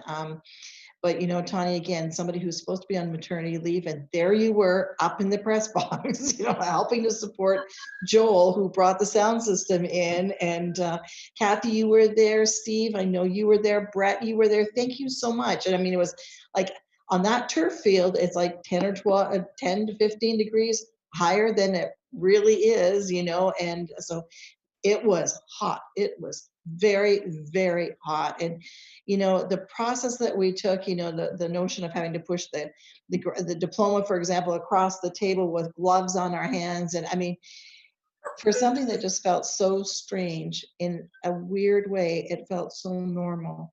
And it felt wonderful. And I just think it was so successful, and just so proud of everybody. So to everybody that was involved with our graduation Saturday morning, we just want to say thank you so much. So just before you sign off, Tanya, thanks so much for that. So just a couple of quick updates too, and I realize the time is already so late, and we were so hoping for a short meeting tonight, because I feel guilty, because I feel that we've taken up so much of especially our school committee's time, because this is a volunteer job. And you know, it's not just even this. I mean, it's the fact that some of you are, I mean, Elaine, this is meetings every night this week for you, and again, you're a rock star on that chat line, and we're so grateful for you. Thank you very much, because you're able to answer questions, you're able to help direct people, you're able to then call out questions, and you know, well, we really appreciate it. And so a lot of you are putting in double time right now. I'm just so grateful for that. So thank you so much. So I felt very good about the meetings. I guess we continue to call them our question forums, and in part we set it up, you know, as a result of the steering committee, and some of our moms on the steering committee were. We've got fabulous parents involved, I'll tell you, at all of the different levels, whether it's the steering committee, the working groups, or the individual task forces. They're just doing great work, so we're thrilled with that. And they were really the ones that suggested the format that we used, and I think it was a very successful format. I don't think we could have gotten through the 100+ questions that we did in those two sessions if we hadn't done it the way that we did. So looking forward to tomorrow night. The starting date for the 2021 school year, we want to do a touch base on that. And I think we'll do Todd and I'll just do a bit of a follow-up once we talk about the starting date and the masks policy, and then Todd, you and I can just kind of do a wrap up. So let's talk about the school calendar really quickly. Anne-Marie, I'm going to turn this over to you. I think everybody probably knows right now that we've got the 10 additional days. Commissioner made it abundantly clear today. Todd, would you not say abundantly clear those days will be used at the front of the school year, nowhere else? So here we sit tonight with that premise in mind. So Anne-Marie, I turn it over to you. Thank you. So, right, the 10 additional days at the start of the school year to help prepare for the reopening, which means reducing the student year from 100, potentially from 180 days to 170 days, so long as the students start school no later than September 16th. So our calendar, as it's already been approved, we always have, every year we have 2 staff days before the students arrive. And this year we were going to have those, but they were going to be separated. They are going to be separated by voting day. So on August 31st, we'll have our first staff day that was already on the calendar. And then there would be the day off of voting day. And then on Wednesday, the 2nd, would be our second staff day. And then originally the students were to be returning on the next day, Thursday, the 3rd, for 2 days before the holiday weekend. And then after the holiday on the 8th, everybody's back for good.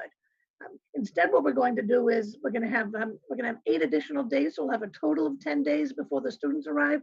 We'll have, as I just described, the August 31st and the day off for the voting, and then then 3 days. We'll take the Wednesday, Thursday, and Friday that first week in September, and in the second week of September, the first full week of September, there's a holiday on Monday, so we'll have 4 additional days after Labor Day, and then the week after that, on the Monday and Tuesday, we'll have days 9 and 10 of our staff pre-student days. That's the 14th and 15th. So we'll just make the 16th deadline to return the students to school. So we'll have an additional 2 days that first week, that has the voting week in it will have an additional 4 days for the staff only during the holiday week, and then Monday and Tuesday after that for the total of 10 days, bringing the students back on the 16th. Any question on that? Mike? And Maria, I'm not sure if this is a question for you or more for Brooke, but as the teachers are getting that professional development at the outset of the year, is that PD going to be done remotely, or will it be done in person? I think it's too soon right now, Mike, for us to give you an answer tonight. And again, I would point out that I think so much can happen between tonight, July 28th, 29th, and September 16th. I think it would be foolhardy for us to nail that down right now, quite frankly. So Todd, I don't want to speak for you. But... Yeah, no, Mike, please know that my team is planning for both. So we'll be able to pivot on whichever way we need to go, whether it be remote or whether we're able to bring people in. Yeah. You know, we're already planning those days right now. We've already planned for 5. And then when we got word that we're getting 10, we were obviously, as you can imagine, doing cartwheels in our living rooms because it's, you know, certainly needed PD for our teachers, which will benefit the kids. So. And again, I just want to remind people, and I know I've said this in, you know, our forums, but we have to remind people that our teachers really had no time to plan, to organize this. I think teachers are our own heroes. You know, when you take a look at what we've all been through here, and they were expected to pivot on a 4-day notice and during that emergency time. So the flip side is I think we've learned so much between then and, you know, at graduation, I talked about opportunities and, you know, that dark times bring about opportunities. And I think that that's definitely what we see this as too, in this very bizarre, strange time that we're going through. There are some strange moments of opportunities, and I think this is one. I think our teachers are going to grow just enormously from some of the work that I know that Todd and his team have got planned for moving forward. Our remote next time will be nothing like what we experienced in the spring. There's just no comparison, but it's a totally different time because we can plan, and now we've got 10 days to help, you know, support that. So it's just, I would agree with Todd. That was an incredible gift that we got those 10 days. So just as a quick follow-up. Oh, sorry. I know, yeah, you've got your hand up. I'm just going to interject for a moment. You know, when under typical conditions, when the machine is sort of running very well and all the gears mesh up, everything is synchronized, right? All the districts and all the schedules are synchronized. And now that, and I'm thinking from the perspective of a teacher in another district, and really also a parent of a household where both parents are working, as soon as we can get confirmation whether those days are going to be remote or in person, I think that helps. I think that would just be helpful to let staff know that on behalf of like the school staff, like the elementary schools, the middle school, and the high school. Okay. Yeah, we're not disagreeing. Leah? Right. Thank you. So I'm just looking at the calendar, and I only want to just clarify what Anne-Marie said. So the first day back for staff was supposed to be August 31st. Yeah. And the second, and so we're not adding 10 days. We're actually adding 8, right? That's correct. We're adding 8, right? So our student year won't be 170, it will be 172. Thank you. Yeah. So that's just a virtue of where Labor Day falls this year. And the voting didn't, you know, kind of the voting, was a little wonky too. Yeah.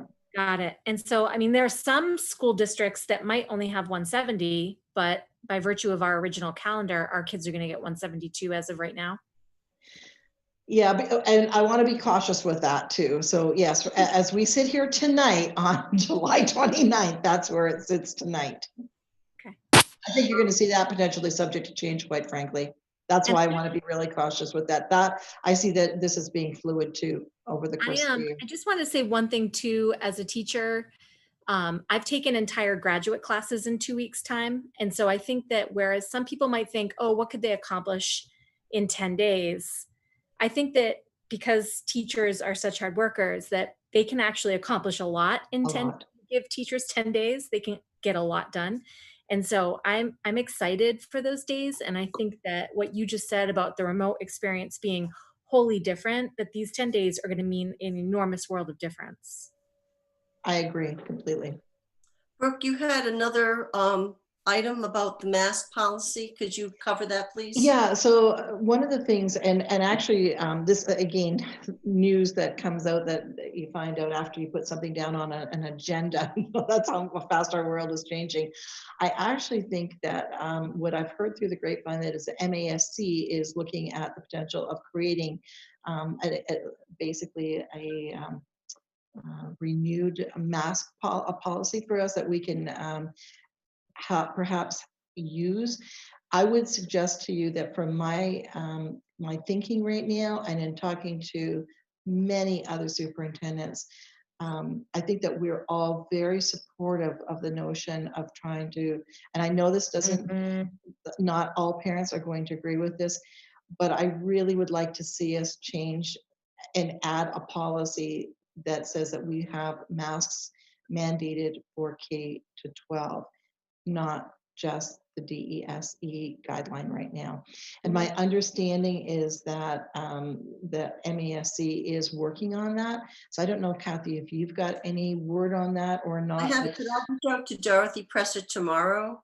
I would really appreciate it if you could, Okay. because Yep. I really want to give parents a heads up now that we are if you would support my thinking on this, and we could take a look at doing that. I think that I'm getting mixed messages, not mixed messages, messages from parents that are kind of all over the board, and I understand that, but I think that we need to be looking at putting something in place K to 12 for masks, knowing full well that there are the exceptions to the rule, those odd exceptions to the rule that will fall, probably under Joan's purview for those children that just, for whatever reason, medical or otherwise, cannot do it.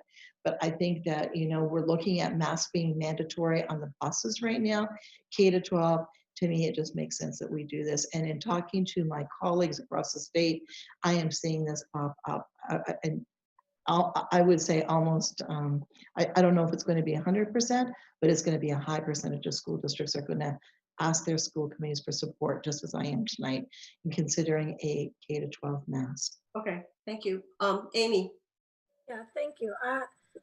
Could you just elaborate on, I think you just said something about students who are not able to wear a mask for a medical reason, special education reason. What is the approach for them? Like, are those students going to have to automatically opt into a remote learning plan? Because I don't know, Amy, that I think that again, this is one of those things that I suspect that we are going to get further guidance on right now. So I don't know that there are clear cut guidelines in that area right now. But I would tell you that people from my lens and from what I'm hearing across the state is people feel that there's a lot more comfort for everyone, teachers, and our students, with going K to 12. Yeah, I absolutely understand the rationale behind that. I guess I'm trying to get a more specific answer because, there might be some parents who say, well, if everybody in that building is not wearing a mask, like, I'm not sure I want to send my kid to school. Oh no, I'm getting emails that are saying that. And there are other parents that say, like, I want my kid to go to school, but they can't wear a mask. And so and I'm getting those emails as well. You're absolutely right.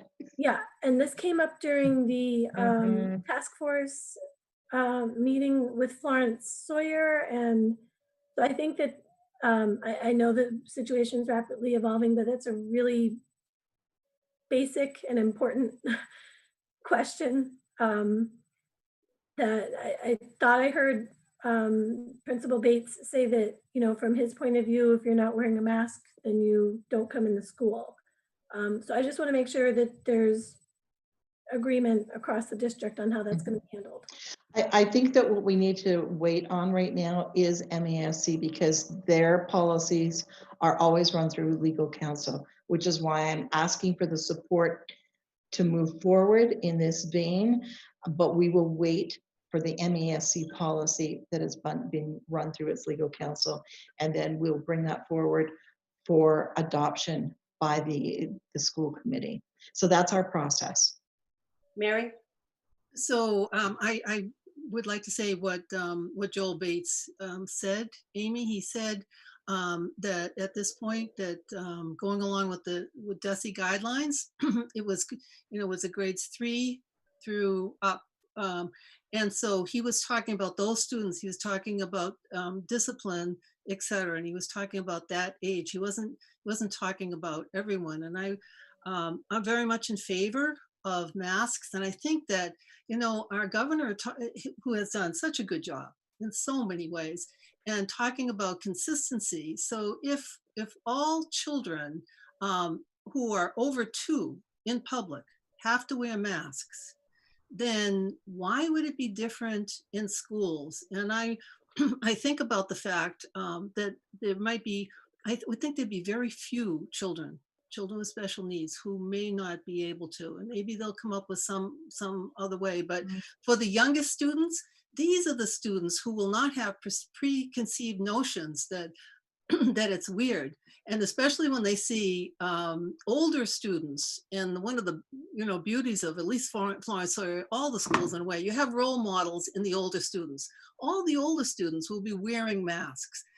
And so what can happen preschool and kindergarten is, I think of responsive classroom. They have something called guided discovery, where they break down learning materials into exactly what the students would do, and the modeling and the practice of this. And this becomes empowering for them rather than a restriction. And again, they don't come with preconceived notions that only people from other countries wear masks.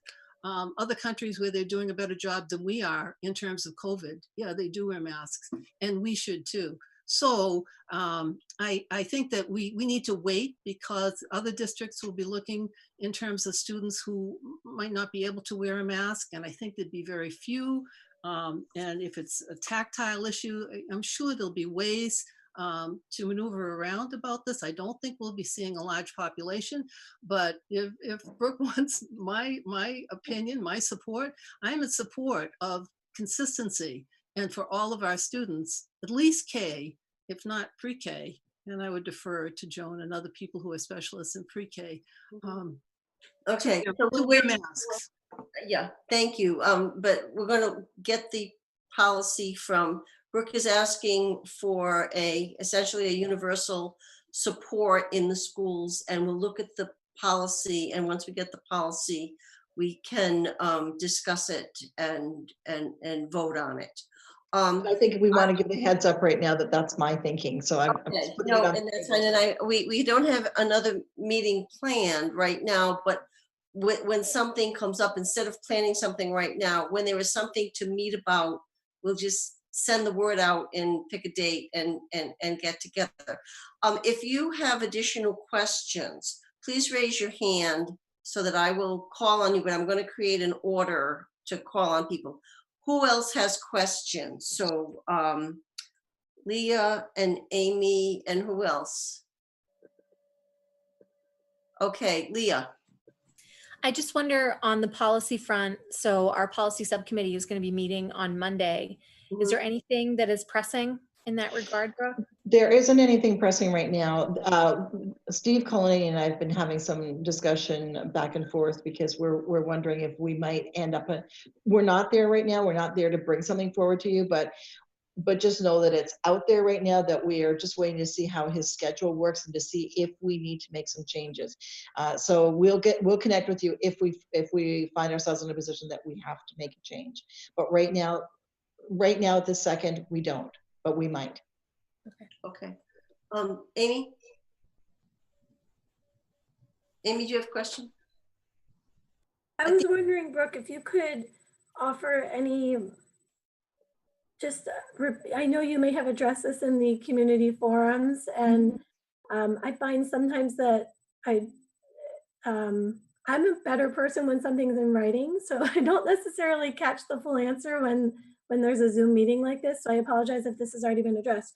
I'm wondering if you can give some more specific timelines on when parents can expect a timeline, detail on when, like the first day of school. I think that's a really important thing to share with parents as soon as possible so they can adjust their plans in case they miss that. But you know, you've mentioned that there is a booklet that I know you are all writing and rewriting, and then something else will come and you're rewriting it. When can parents expect to see that? So so a couple of quick thoughts on that. First of all, what we're generally referring to, there are two documents that are at play right now, and Todd could certainly speak to this. The one is one he's just putting final touches on right now, that's going to the state on Friday. And that's not something that necessarily we would go out and touch base with anyone on, quite frankly, because that's just us. And that was made abundantly clear even again today, because we did ask the commissioners, is something that we need to run past school committee or anything? No, not at all. Just submit it to us. So that's the end of that. So that's over with. So then the other thing that we're working on parallel to this is the August 10th comprehensive plan. And so we're all adding bits and pieces to that particular plan. And probably what you'll find that's due on August 10th to the state.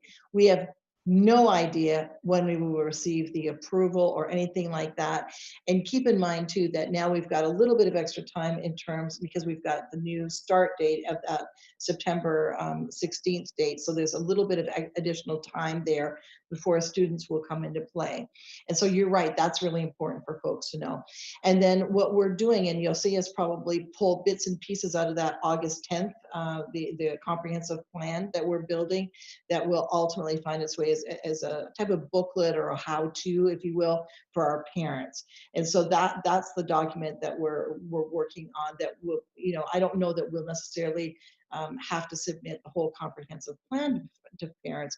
However, I would tell you that we will be bringing bits and pieces of that to our school committee when we see that that's getting closer to being prepared. So you can expect that we'll probably organize for another school committee meeting sometime in early August there at some point in time, just for the purpose of taking a look at that, because we'll want your support as we move forward with that. But keep in mind that all of that work and all of that, everything, like that's where we're planning, that's where we're heading, but we don't know that that's where we're going to land. I can't say that enough times. And that's not because I think something's going to come up and dramatically change anything, or that I've got any inside information, because I don't.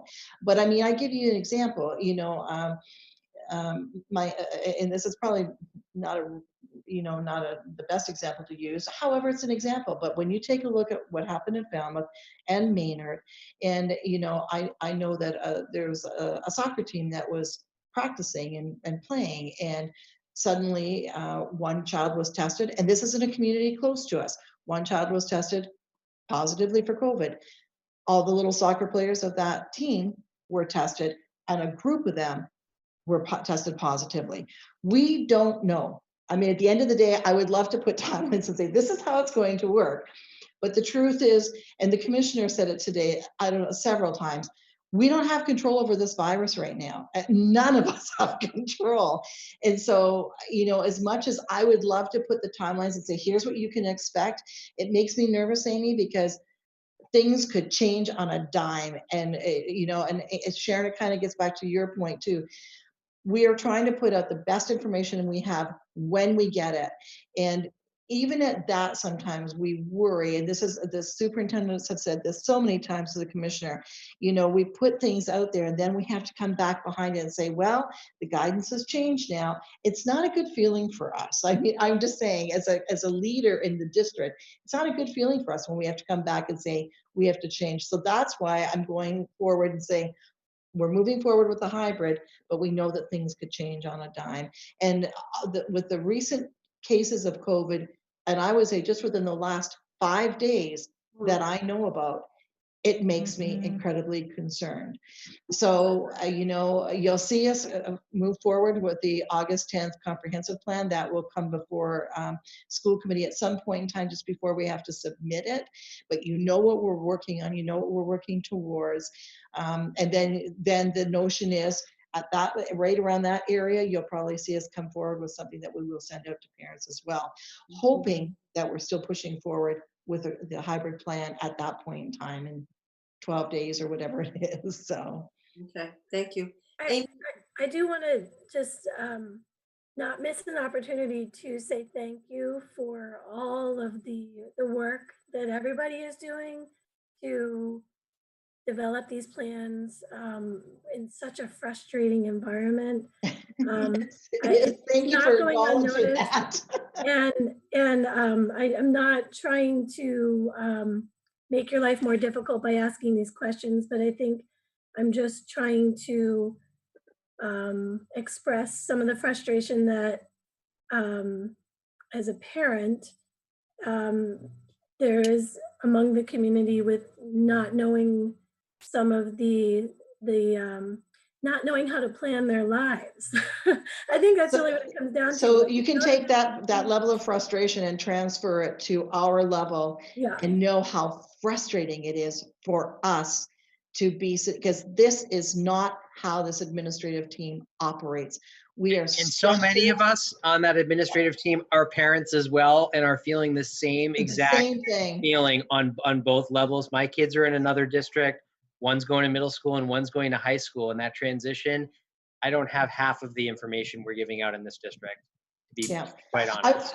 So I would say that that's something I've received too, is a number of emails in the last week thanking, and I mean a number, not just a handful, I mean a lot of emails thanking us for the amount of information. And actually the very thing that Todd just mentioned is, I'm a teacher in another district and we haven't had anything like this. So I would say that I think honestly, Amy, I feel really good about the work that we've done and the outreach that we've done. And so I'm getting very few negative, very few negatives in about the level of communication. I'm getting just the opposite right now. Thank you so much for hosting the community forums. I think they went a really long way to answering so many questions on people's minds. They went phenomenally well. And Elaine could teach a masterclass in Zoom chat management. It was unbelievable. So thank you very much. Thanks, Amy. That's enough, guys. You don't have to mention that anymore. We get it. You're great, Elaine. We get it. I want to bring this part of the agenda to closure, if there are no objections, and move to the consent agenda. Elaine? Yeah, I move to approve the consent agenda of July 29th, 2020, containing the warrants of July 31st, 2020, and the meeting minutes of July 22nd, 2020. Can I have a second, please? Brett is seconding. Okay. All in favor? Oh, I got to do the thing. Brett, we have to vote. Want me to do it, Kath? Yeah, go ahead, Alita, do it. All right. And I want to thank Alita. Alita's on vacation, and she is here to help us out, and we appreciate it. Thank you, Alita. All right, ready? Yep. Dr. McCarthy? Yes. Mr. Horish? Yes. Ms. Cohen? Yes. Mr. Rubenstein? Yes. Ms. Federito? Yes. Mr. Eckel? Said yes. Ms. Sanfilippo? Yes. Ms. Cody-Ann? Yes. Mr. Gleason? Yes. Mr. Collins? Yes. Ms. Posh? Yes. Okay. I don't have anything to update. Our workshop right now is planned for Wednesday, August 26th. I think everybody can go except for Rich. I don't know if it's going to be remote or in person.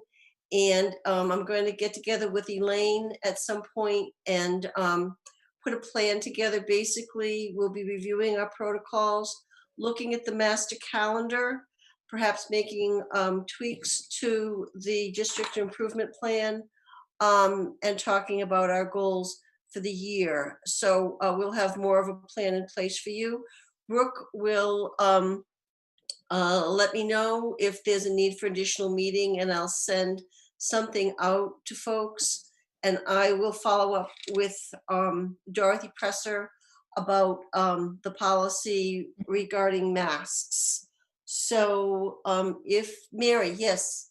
Do we need to vote on the changes to the calendar?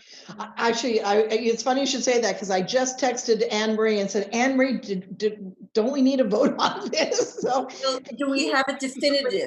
Mary. All right, excuse me. Is it definitive that those are the dates? Yes, the 16th is the date, and that's the date that the DESE said is the last date. So Okay. yes, that has So to be we the have date. to vote that will be the start of school for students for the 2021. Okay. That's exactly correct. Thank you. All right. So we need Mary. I'd like to make that motion. Oh, you go right ahead, Mary. All right, that we accept the calendar as starting on September 26th with the days prior to that as professional development for teachers. Okay. Wait. Not September 26th. That's the wrong date. Yeah. Oh, so how do you do it? It's September 16th, not 26th. Yes, thank you. September 16th. Okay. So can I have a second to Mary's? Second. Any discussion? Thank you, Steve. Okay, seeing none. Alita, would you do the vote, please? You did such a good job the last time. Yes. Dr. McCarthy? Yes. Mr. Horish? Yes. Ms. Cohen? Yes. Mr. Rubenstein? Yes. Ms. Federito? Yes. Mr. Eckel? Rich? I think he's frozen. Oh, There he goes. Okay. Ms. Sanfilippo? Yes. Ms. Codian? Yes. Mr. Gleason? Yes. Mr. Collins? Yes. Ms. Posh? Yes. Okay. Very good. Thank you. And thank you, Mary, for reminding us. And if there is nothing else, then I would like a motion to adjourn. So moved. And second? Second. I think it was Amy that seconded. Leah. Okay. Alita. It was Leah. Oh, I'm sorry, Leah. It's a good thing we have Alita here. I'm telling you, she keeps us on the straight and narrow. I know. I mean, there's too many people to watch. Alita, would you do the vote, please? All right, here we go. Dr. McCarthy? Yes. Mr. Horish? Yes. Ms. Cohen? Mr. Rubenstein? Yes. Ms. Federito? Yes. Mr. Eckel? Yes. Ms. Sanfilippo? Yes. Yes. Ms. Codian? Yes. Mr. Gleason? Yes. Mr. Collins? Ms. Poch? Yes. Thank you. And Good night, everybody. Thank you so much as a school committee, putting in the extra time. The thoughtfulness, the effort is just tremendously helpful. And Brooke and your team, ditto. It's just, it's amazing. And I look forward to being able to bore my great-grandchildren with stories of how I survived this pandemic on the school committee. So thank you for the memories. All right, everyone. Thank you, everyone. See you tomorrow night. Yeah.